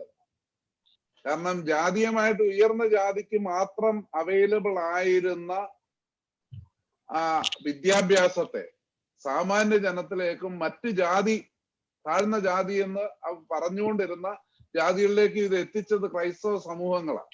അപ്പൊ ഈ കേരളത്തിന്റെ വളർച്ചയിൽ അവരുടെ ഒരു കോൺട്രിബ്യൂഷൻ, അതിന്റെ ഒരു ഗ്ലോറിയിൽ നിൽക്കുന്നതിന് പകരം ആ സമൂഹം ചെറുതായിക്കൊണ്ടിരിക്കുന്ന ഒരു കാര്യത്തിൽ കേരള സമൂഹം ഒന്നായിട്ട് തന്നെ അവർക്ക് വേണ്ട ഒരു സംരക്ഷണവും പരിരക്ഷയും കൊടുക്കണമെന്നുള്ള ഒരു താല്പര്യമുണ്ട്. കാരണം ദിസ് ഈസ് ഒരു വളരെ ചെറിയൊരു കമ്മ്യൂണിറ്റി, ഇത്രയേറെ കോൺട്രിബ്യൂഷൻസ് നമ്മള് in proportion to the size നമ്മൾ നടത്തിയിട്ടുള്ള കോൺട്രിബ്യൂഷൻ വളരെ വലുതാണ്. അങ്ങനെയും കൂടെ ഉണ്ട് ഇപ്പോൾ ചെയ്തുകൊണ്ടിരിക്കുന്നതും. അപ്പൊ ആ ഒരു രീതിയിൽ തന്നെ അഹമ്മദ് ബ്രേക്കപ്പ് ആയതുകൊണ്ട് ഞാൻ അങ്ങ് ഇന്റർവ്യൂ ചെയ്തത്. തീർച്ചയായിട്ടും നന്ദി പിതാവേ. അതിനകത്ത് അവസാനം പറഞ്ഞ കാര്യമായിട്ട് കൂട്ടിച്ചേർക്കുകയാണെങ്കിൽ, ഈ ഭരണഘടനാപരമായിട്ടും അതോടൊപ്പം തന്നെ ന്യൂനപക്ഷ കമ്മീഷൻ ആക്ടിന്റെ പ്രകാരമൊക്കെയാണ് ഒരു ഹൈക്കോടതിക്ക് ഒരു വിധി കൽപ്പിക്കാൻ സാധിക്കുകയുള്ളൂ. അതുകൊണ്ടാണ് ജനസംഖ്യാനുപാതികം എന്ന് പറയുന്ന ഒരു വ്യവസ്ഥയൊക്കെ മുന്നോട്ട് വച്ചിരിക്കുന്നത്. പക്ഷെ നമ്മൾ നോക്കുകയാണെങ്കിൽ ശരിക്കും പറഞ്ഞു കഴിഞ്ഞാൽ ഇന്നത്തെ അവസ്ഥയിൽ ശരിക്കും പറഞ്ഞാൽ ന്യൂനപക്ഷങ്ങളെ അറിയണം കൂടുതൽ പരിഗണന കൊടുക്കേണ്ടത്. അവർക്കായിട്ട് വേണം കൂടുതൽ ഫണ്ട് മാറ്റാനായിട്ട് കൂടുതൽ പരിരക്ഷ കൊടുക്കേണ്ടത്. അതിന്റെ ചെറിയൊരു സാധ്യതയുണ്ട്. നമ്മുടെ പാഴ്സികൾക്ക് പാഴ്സി സിൻഡ്രോം ബാധിച്ചു. അവര് പകുതിയായിട്ട് അവർ കുറഞ്ഞു, ജനസംഖ്യയിൽ പകുതിയായിട്ട് കുറഞ്ഞു പോയത് സർക്കാർ കാണുകയും ആ പാഴ്സികളുടെ പുനരുദ്ധാരണത്തിന് വേണ്ടി അല്ലെങ്കിൽ അവരുടെ അതിജീവനത്തിന് വേണ്ടി ജിയോ പാഴ്സി എന്ന് പറയുന്ന പദ്ധതി തന്നെ കേന്ദ്ര സർക്കാർ ആവിഷ്കരിച്ച് നടപ്പിലാക്കുകയും ചെയ്യുന്നുണ്ട്. അപ്പൊ തീർച്ചയായിട്ടും നമ്മുടെ ക്രൈസ്തവ സമൂഹം ഉന്മൂലനം ചെയ്യപ്പെട്ടു പോകാതെ പരിരക്ഷിക്കാനുള്ള പദ്ധതികൾ സർക്കാർ ആവിഷ്കരിക്കണം എന്ന് തന്നെയാണ് നമ്മുടെ ആവശ്യം മുന്നോട്ട് വെക്കുന്നത്. അതോടൊപ്പം തന്നെ ഒരു കാര്യം ഞാൻ പറയുകയാണ്. ഇപ്പം പിതാവ് ഇപ്പൊ അവസാനം പറഞ്ഞ ആ ഒരു മേഖലയെ പറ്റി ഒന്ന് സൂചിപ്പിക്കുകയാണ്. ഇപ്പം പലപ്പോഴും പലരും പറയുന്നുണ്ട് ക്രൈസ്തവര് വിദ്യാഭ്യാസപരമായിട്ട് കുറെ സ്ഥാപനങ്ങൾ ഇവിടെ ഉണ്ടാക്കിയായിരുന്നു, അവർക്ക് വിദ്യാഭ്യാസപരമായിട്ട് എന്തെങ്കിലും ഉണ്ട്, ഇങ്ങനെ സ്ഥാപനങ്ങളൊക്കെ അവരുടെയാണെന്നൊക്കെ പറയുന്നുണ്ട്. പക്ഷെ ഇതിനകത്തൊരു കാര്യം, ഇത് ക്രൈസ്തവ സമൂഹമായിട്ട് ശരിക്കും പറഞ്ഞാൽ ഇതിന് ബന്ധമില്ല. ഈ വിദ്യാഭ്യാസ സ്ഥാപനങ്ങളെ അത് ക്രൈസ്തവ സമൂഹമായിട്ട് ബന്ധമില്ല. പകരം സഭാ അധികാരികൾ അല്ലെങ്കിൽ സഭ എന്ന് പറയുന്ന ഒരു ഇതില് ഒരു കുറച്ച് ആളുകൾ ആ സ്ഥാപനങ്ങള് പ്രവർത്തിപ്പിക്കുന്നുണ്ട്, ആ സ്ഥാപനങ്ങളിൽ ജോലി നേടുന്നുണ്ട്. അത് 60 ലക്ഷം വരുന്ന ജനസമൂഹങ്ങളിൽ 1 ലക്ഷം ജനങ്ങൾക്ക് പോലും അതിനകത്ത് ആ സ്ഥാപനങ്ങളിനകത്ത് പങ്കാളിത്തം നമുക്ക് കൃത്യമായിട്ട് പറയാൻ സാധിക്കില്ല. അതിനകത്തൊരു കാര്യം എന്ന് പറഞ്ഞാൽ ഈ സ്ഥാപനങ്ങൾ മുഴുവൻ പൊതുവായിട്ടുള്ളതാണ്, പൊതുവായിട്ടുള്ള ജനങ്ങൾക്ക് വേണ്ടിയാണ് ഇതെല്ലാം പ്രവർത്തിക്കുന്നത്. ഇതിനകത്ത് ഈ സ്ഥാപനങ്ങൾ കാരണം ക്രൈസ്തവർക്ക് എന്തോ ഉന്നമനം വന്നിട്ടുണ്ട് എന്ന് നമുക്ക് പറയാനേ പറ്റില്ല. കാര്യം പൊതുവായിട്ടാണ് ഈ സ്ഥാപനങ്ങളെല്ലാം വെച്ചിരുന്നതും പൊതുവായി ആർക്ക് വേണേലും വന്ന് പഠിക്കാം എന്ന രീതിയിൽ തന്നെയാണ് മുന്നോട്ട് വെച്ചിരുന്നത്. ക്രൈസ്തവനെ പോലുള്ള തുല്യ പരിഗണനയാണ് ബാക്കിയുള്ളവർക്ക് ലഭിച്ചുകൊണ്ടിരിക്കുന്നത്. ഇന്നത്തെ നമ്മളിപ്പം സർക്കാർ ബന്ധപ്പെട്ട സ്ഥാപനങ്ങളാകട്ടെ എല്ലാം തന്നെ 50% സംവരണ സർക്കാർ തലത്തിലാണ് വരുന്നത്. ഇപ്പൊ സർക്കാർ തലത്തിൽ മെറിറ്റ് സംവരണ വ്യവസ്ഥയിലൂടെയാണ് അങ്ങോട്ടുള്ള അഡ്മിഷൻസ് എല്ലാം വരുന്നത്. ബാക്കിയുള്ള തന്നെ ജനറൽ കാറ്റഗറി തന്നെ ആൾക്കാർക്ക് അഡ്മിഷൻ എടുക്കാം. ഇതെല്ലാം പൊതുവായിട്ട് തുറന്നു വെച്ചിരിക്കുന്നതാണ് ഈ സ്ഥാപനങ്ങളെല്ലാം. ഈ സ്ഥാപനങ്ങൾ കൊണ്ട് ക്രിസ്ത്യാനികൾക്ക് എന്തോ ഉന്നമനോ അല്ലെങ്കിൽ പുരോഗതി വന്നിട്ടുണ്ട് എന്ന് നമുക്ക് പറയാൻ പറ്റത്തില്ല. കേരള സമൂഹത്തിന് മൊത്തമായിട്ടാണ് ഈ സ്ഥാപനങ്ങൾ കൊണ്ടുള്ള പുരോഗതി ഉന്നമനം എല്ലാം വന്നിരിക്കുന്നത്. ഒരു പ്രത്യേക സമുദായത്തിനോ പ്രത്യേക ജാതിക്കോ പ്രത്യേക മതത്തിനോ ഒന്നും തന്നെ ഒരു പ്രത്യേക എന്തൊരു ഗുണം ഈ സ്ഥാപനങ്ങൾ വഴി കിട്ടി നമുക്ക് പറയാൻ പറ്റില്ല. അത് പുറമേന്ന് ഇങ്ങനെ ക്രൈസ്തവ സമൂഹത്തെ എന്തോ ഉന്നതി നിർത്തി ഒന്ന് പുകഴ്ത്തി വെച്ച് പാവപ്പെട്ടവനെ വീണ്ടും ക്രൈസ്തവരെ പാവപ്പെട്ടവനെ വീണ്ടും ദരിദ്രനാക്കാനുള്ള ഒരു മുറവിളി മാത്രമാണ് ഇത്തരത്തിലുള്ള നമ്മുടെ കുറെ പ്രഹസനങ്ങൾ എനിക്ക് അങ്ങനെ ആവർത്തിക്കേണ്ടി വരും. കാര്യം അത് പാവപ്പെട്ടവനെ ഇവിടെ പരിഗണിക്കാതെ മേൽത്തട്ടി മാത്രം ചർച്ച ചെയ്ത് എന്തോ നമ്മളിലുണ്ട് എന്നുള്ളൊരു കൺസെപ്റ്റ് മുന്നോട്ട് വെക്കുന്ന ഒരു കാര്യമായിട്ട് എനിക്ക് തോന്നുന്നു.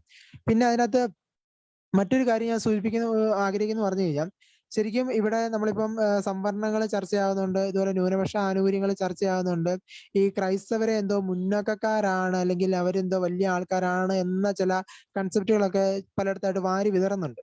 അപ്പൊ അതിനകത്തെ ഒരു സൂചന ഞാൻ നൽകിയാണ്. നേരത്തെ പിതാവൊക്കെ സൂചിപ്പിച്ചു, അച്ഛനും സൂചിപ്പിച്ചിരുന്നു. അതായത് മലബാർ മേഖലയിലൊക്കെ അവിടെ ആണെങ്കിൽ മുസ്ലിം സമുദായത്തെക്കാളും ക്രൈസ്തവ സമുദായത്തിനാണ് പല പിന്നോക്ക ഘടകങ്ങളും കിടക്കുന്നത്. അപ്പൊ ഈ സെയിം സാധനം നമ്മൾ ചരിത്രപരമായിട്ട് ശ്രദ്ധിക്കുകയാണെങ്കിൽ മനസ്സിലാകുന്നതാണ്. ഈ കേരളത്തിലെ പരമ്പരാഗത ക്രിസ്ത്യാനികൾ അറിയപ്പെട്ടിരുന്നത് മാപ്പിള എന്ന് പറയുന്ന ഒരു വിഭാഗത്തിലായിരുന്നു. നസ്രാണി മാപ്പിള എന്ന് നമ്മൾ അറിയപ്പെട്ടുകൊണ്ടിരുന്നത്. അതോടൊപ്പം തന്നെ മുസ്ലിം സമൂഹം ജോനക മാപ്പിള അല്ലെങ്കിൽ മുസ്ലിം മാപ്പിള എന്ന വിഭാഗത്തിലാണ് അറിയപ്പെടുന്നത്. അതോടൊപ്പം തന്നെ അന്ന് യൂതന്മാരും ഉണ്ടായിരുന്നു, അവര് യൂത മാപ്പിള എന്നാണ് അറിയപ്പെടുന്നത്.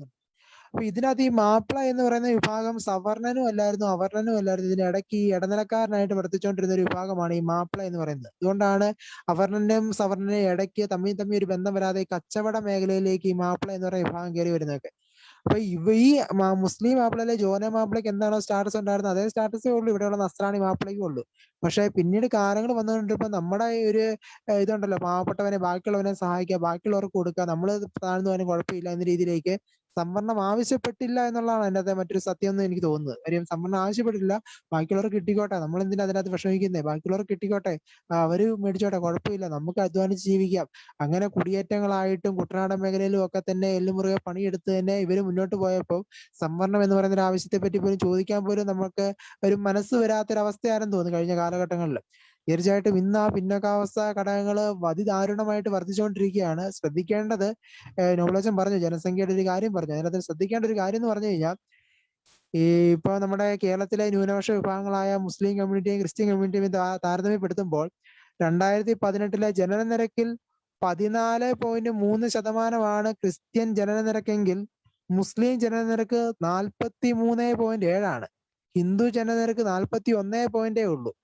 മുസ്ലിം ജനതയ്ക്ക് 40, കാരണം ഇവിടെ ഒരു കുട്ടികളുണ്ടാവും, 100 കുട്ടികളുണ്ടാകുമ്പോൾ വെറും 14 കുട്ടികൾ ക്രിസ്ത്യാനികൾ ഉണ്ടാകുമ്പോൾ 43.7, ഏകദേശം 44 കുട്ടികളോളം മുസ്ലിം കുട്ടികൾ ഇവിടെ ഉണ്ടാകുവാണ്. അതായത് ക്രിസ്ത്യൻ കുട്ടികളെക്കാളും 3 ഇരട്ടിയാണ് ഇവിടെ വർദ്ധിച്ചുകൊണ്ടിരിക്കുന്നത്. അതേസമയം ക്രൈസ്തവ ജനസംഖ്യ ഓർക്കണം, ഈ സ്വാതന്ത്ര്യ സമര കാലഘട്ടങ്ങളിൽ ഏകദേശം 24% ജനസംഖ്യയുള്ള സമൂഹം 2011 18 എത്തി. ഇന്ന് ജനനനിരക്ക് വെറും 14 കിടക്കുന്നത്. അപ്പൊ ഇങ്ങനെ തീർന്നു പോയിക്കൊണ്ടിരിക്കുകയാണ്. ഒരു ന്യൂനപക്ഷ സമൂഹം വളരെ വലുതായിട്ട് വർദ്ധിക്കുകയും ന്യൂനപക്ഷ ഫണ്ടെല്ലാം അവരിലേക്ക് കോൺസെൻട്രേറ്റ് ചെയ്ത് പോകുമ്പോൾ ഈ ന്യൂനപക്ഷ സമൂഹത്തിന് വേണ്ടി ഇനി വരുന്ന ആളുകൾ സംസാരിക്കാൻ പോലും ഇവിടെ ആളുകളില്ല എന്നുള്ളതാണ് വാസ്തവം. ഞാൻ ശ്രദ്ധിച്ച ഒരു കാര്യം എന്ന് പറഞ്ഞാൽ, ഞാൻ ചങ്ങനാശ്ശേരി അതിരൂപതപ്പെട്ട ഒരു വ്യക്തിയാണ്. അപ്പം അതിരൂപതയുടെ ഈ പ്രദേശം എടുത്ത് നോക്കിയപ്പം അതിനകത്തെ പോപ്പുലേഷൻ കിടക്കുന്നത് 91,90,000 പേരാണ്. ഏകദേശം 3-4 വർഷം മുമ്പുള്ള ഒരു കണക്കാട്ടോ. 91,90,000 പേരാണ്. അവിടെയുള്ള കത്തോലിക്ക പോപ്പുലേഷൻ എന്ന് പറയുമ്പോൾ വെറും 3,80,000 പേരേ ഉള്ളൂ. അപ്പൊ അതിനകത്ത് 4% പോലും ഇല്ല ഈ ചങ്ങനാശ്ശേരി അതിരൂപത പ്രദേശത്തുള്ള കത്തോലിക്കരുടെ എണ്ണം പോലും. അപ്പം എനിക്ക് വേണ്ടി സംസാരിക്കാനായിട്ട് ഈ പ്രദേശത്ത് 50% ആൾക്കാരില്ല, അതിന്റെ പകുതി 25 ഇല്ല, അതിന്റെ പകുതി 12.5 ഇല്ല, അതിന്റെ പകുതി 6 ഇല്ല, അതിന്റെ പകുതി 3 കഷ്ടിയാണ്. ഓർക്കുക, ഒരു ജനാധിപത്യ രാജ്യത്ത് ജനസംഖ്യക്കാണ് പ്രാധാന്യം. കാര്യം ഭൂരിപക്ഷം ആരാണ് അഭിപ്രായം പറയുന്നത്, ആ അഭിപ്രായമാണ് പരിഗണിക്കുക. അപ്പൊ നാളെ ഒരു വിഷയം എന്നിൽ വന്നു കഴിഞ്ഞു കഴിഞ്ഞാൽ ഭൂരിപക്ഷ അഭിപ്രായത്തിന് വിടുമ്പോൾ സ്വാഭാവികമായിട്ടും ഞാൻ തിരസ്കരിക്കപ്പെടും. അവിടെ വീണ്ടും നീതിപീഠത്തിന് എന്തെങ്കിലും അപാകത ഉണ്ടെങ്കിൽ സ്വാഭാവികമായിട്ടും എന്നെ ഉന്മൂലനം ചെയ്യപ്പെട്ടു പോകുന്ന അവസ്ഥയിൽ തന്നെ എത്തിയേക്കാം. അതുകൊണ്ട് തന്നെയാണ് ഈ ജാഗ്രതപ്പെടുത്തൽ ഓർമ്മിപ്പിക്കുന്നത്. ഒരു കാര്യം കൂടെ പങ്കുവെക്കുകയാണ്, നമ്മുടെ ജാഗ്രത വേണമെന്ന് നമ്മൾ വീണ്ടും വീണ്ടും പറയുമ്പോൾ ഇവിടെ ശ്രദ്ധിക്കേണ്ടത്, എത്രമാത്രം നമ്മളെ ജാഗരൂകരാക്കാതിരിക്കാൻ, അല്ലെ നമ്മളെ ചെറിയ ചെറിയ ഈ ഒരു പൊള്ളത്തരങ്ങളിലൂടെ പല കാര്യങ്ങളും മറയ്ക്കാനായിട്ട് ചില ശ്രമങ്ങൾ നടത്തുമ്പോൾ വീണ്ടും നമ്മൾ അതിൽ പെട്ടുപോകുന്നുള്ളൊരു സത്യം കൂടെ ഉണ്ട്. ഈ ന്യൂനപക്ഷ കമ്മീഷന്റെ മുമ്പിൽ 2019 ജൂൺ മാസം മുതൽ നവംബർ മാസം വരെ ന്യൂനപക്ഷ കമ്മീഷന്റെ മുമ്പിൽ ക്രിസ്ത്യൻ സാമ്പത്തിക സാമൂഹിക വിദ്യാഭ്യാസ പിന്നോക്കാവസ്ഥയിലെ സിറ്റിംഗ് നടത്തുകയുണ്ടായി. 9 ജില്ലകളായിട്ട് ഈ കമ്മീഷൻ സിറ്റിംഗ് നടത്തി. ഈ 9 ജില്ലകളായിട്ട് കമ്മീഷൻ സിറ്റിംഗ് നടത്തിയ റിപ്പോർട്ട് ഇതുവരെയായിട്ട് സർക്കാരിലേക്ക് അവർ സമർപ്പിച്ചിട്ടില്ല. അന്ന് 80:20 അനുവാദം എല്ലാം കൃത്യമായി ചോദ്യം ചെയ്യപ്പെടുകയാണ് ഉണ്ടായത്. അന്ന് ചോദ്യം ചെയ്യപ്പെട്ട് ന്യൂനപക്ഷ വകുപ്പിലേക്കൊക്കെ ചോദ്യങ്ങൾ വന്നപ്പോൾ ന്യൂനപക്ഷ വകുപ്പിൽ നിന്ന് പിന്നീട് 2019 സെപ്റ്റംബർ മാസം മുതൽ ഇറങ്ങുന്ന നോട്ടിഫിക്കേഷനുകളിൽ 80:20 എന്നൊരു അനുവാദം അവർ ചേർക്കുന്നില്ല. അവർ ആ അനുവാദ സ്വീകരണം അതിനകത്ത് വിട്ടുകളഞ്ഞിരിക്കുകയാണ്. അതിന് മുമ്പ് വരെയുള്ള നോട്ടിഫിക്കേഷനിൽ അവർ 80:20 മുസ്ലിം ഈസ്റ്റ് മറ്റു മത ന്യൂനപക്ഷങ്ങൾക്ക് കൃത്യമായിട്ട് നോട്ടിഫിക്കേഷൻ എഴുതിയിരുന്നു. സെപ്റ്റംബർ മാസം കഴിഞ്ഞ് പിന്നെ അവർ ഇറക്കുന്ന നോട്ടിഫിക്കേഷൻ ഒന്നും ഇത് എഴുതുന്നില്ല. അപ്പൊ ആദ്യം പെട്ടെന്ന് ഇങ്ങനെ നോട്ടിഫിക്കേഷൻ വരാത്തപ്പോൾ നമ്മൾ വിചാരിച്ചു ഇത് മാറ്റി എന്ന് വിചാരിച്ച് ക്ഷേമ വകുപ്പ് വിളിച്ചു ചോദിച്ചപ്പോൾ അവർ പറഞ്ഞു അത് ടെക്നിക്കൽ മിസ്റ്റേക്ക് ആണ്, അങ്ങനെ മാറ്റിയിട്ടില്ല, അനുവാദം തന്നെയാണ് കൊടുക്കുന്നത്. അപ്പൊ ഇന്നും ഇപ്പൊ നിങ്ങൾക്ക് ന്യൂനപക്ഷ വകുപ്പിന്റെ സൈറ്റിൽ കയറി നോക്കാം, ആ നോട്ടിഫിക്കേഷനകത്ത് 80:20 അനുവാദം അവർ എഴുതിയിട്ടില്ല. എന്നാൽ 2018-ലെയും 2017-ലെയും 2019-ലേക്ക് ആ നോട്ടിഫിക്കേഷനുകൾ നോക്കുവാണെങ്കിൽ ഇതുപോലെ 80:20 അനുവാദം നിങ്ങൾക്ക് തീർച്ചയായിട്ടും കാണാവുന്നതാണ്. അപ്പം എത്രമാത്രം നമ്മൾ വീണ്ടും ഇതൊന്നും അറിയരുത്, ഇങ്ങനെ മറച്ചു വെക്കാമെന്ന തന്ത്രപ്പാടും പല കോണുകളിൽ നിന്ന് ഉയരുന്നുണ്ടെന്നുള്ളതും നമുക്ക് അപകടകരമായ വസ്തുതയാണ്. ന്യൂനപക്ഷ വകുപ്പിന്റെ ഓഫീസിൽ ഒരു ക്രിസ്ത്യാനി പോലും ഇല്ല. നിങ്ങൾക്ക് വേണമെങ്കിൽ വികാസ് ഭവനിൽ പോയി അന്വേഷിക്കാവുന്നതാണ്. അവിടെ വരുന്ന മേലധികാരികളിൽ പോലും ഒരു ക്രിസ്ത്യൻ പ്രാതിനിധ്യം നമുക്ക് പറയാനായിട്ടില്ല. അപ്പൊ ഇതാണ് നമ്മുടെ ഇവിടുത്തെ ന്യൂനപക്ഷങ്ങളെ പരിഗണിക്കേണ്ട ഒരു ന്യൂനപക്ഷ വകുപ്പ് വിവർത്തിച്ചു പോകുന്ന ചില കാര്യങ്ങൾ എന്നുള്ളത് വരും നാളുകളിൽ എന്തുമാത്രം അപകടത്തിലേക്ക് പോകാം എന്നുള്ളതിന്റെ ഒരു സൂചന കൂടെ നൽകുകയാണെന്നാണ് എനിക്ക് പറയാനുള്ളത്.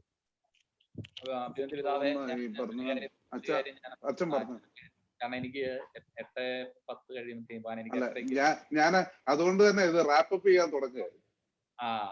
ഇത് തുടരുന്നില്ല, നിങ്ങൾ രണ്ടുപേരോട് ഇല്ലില്ല, തുടരുന്നില്ല. കാരണം നമ്മൾ 1 മണിക്കൂർ എന്നാ ഉദ്ദേശിച്ചത്.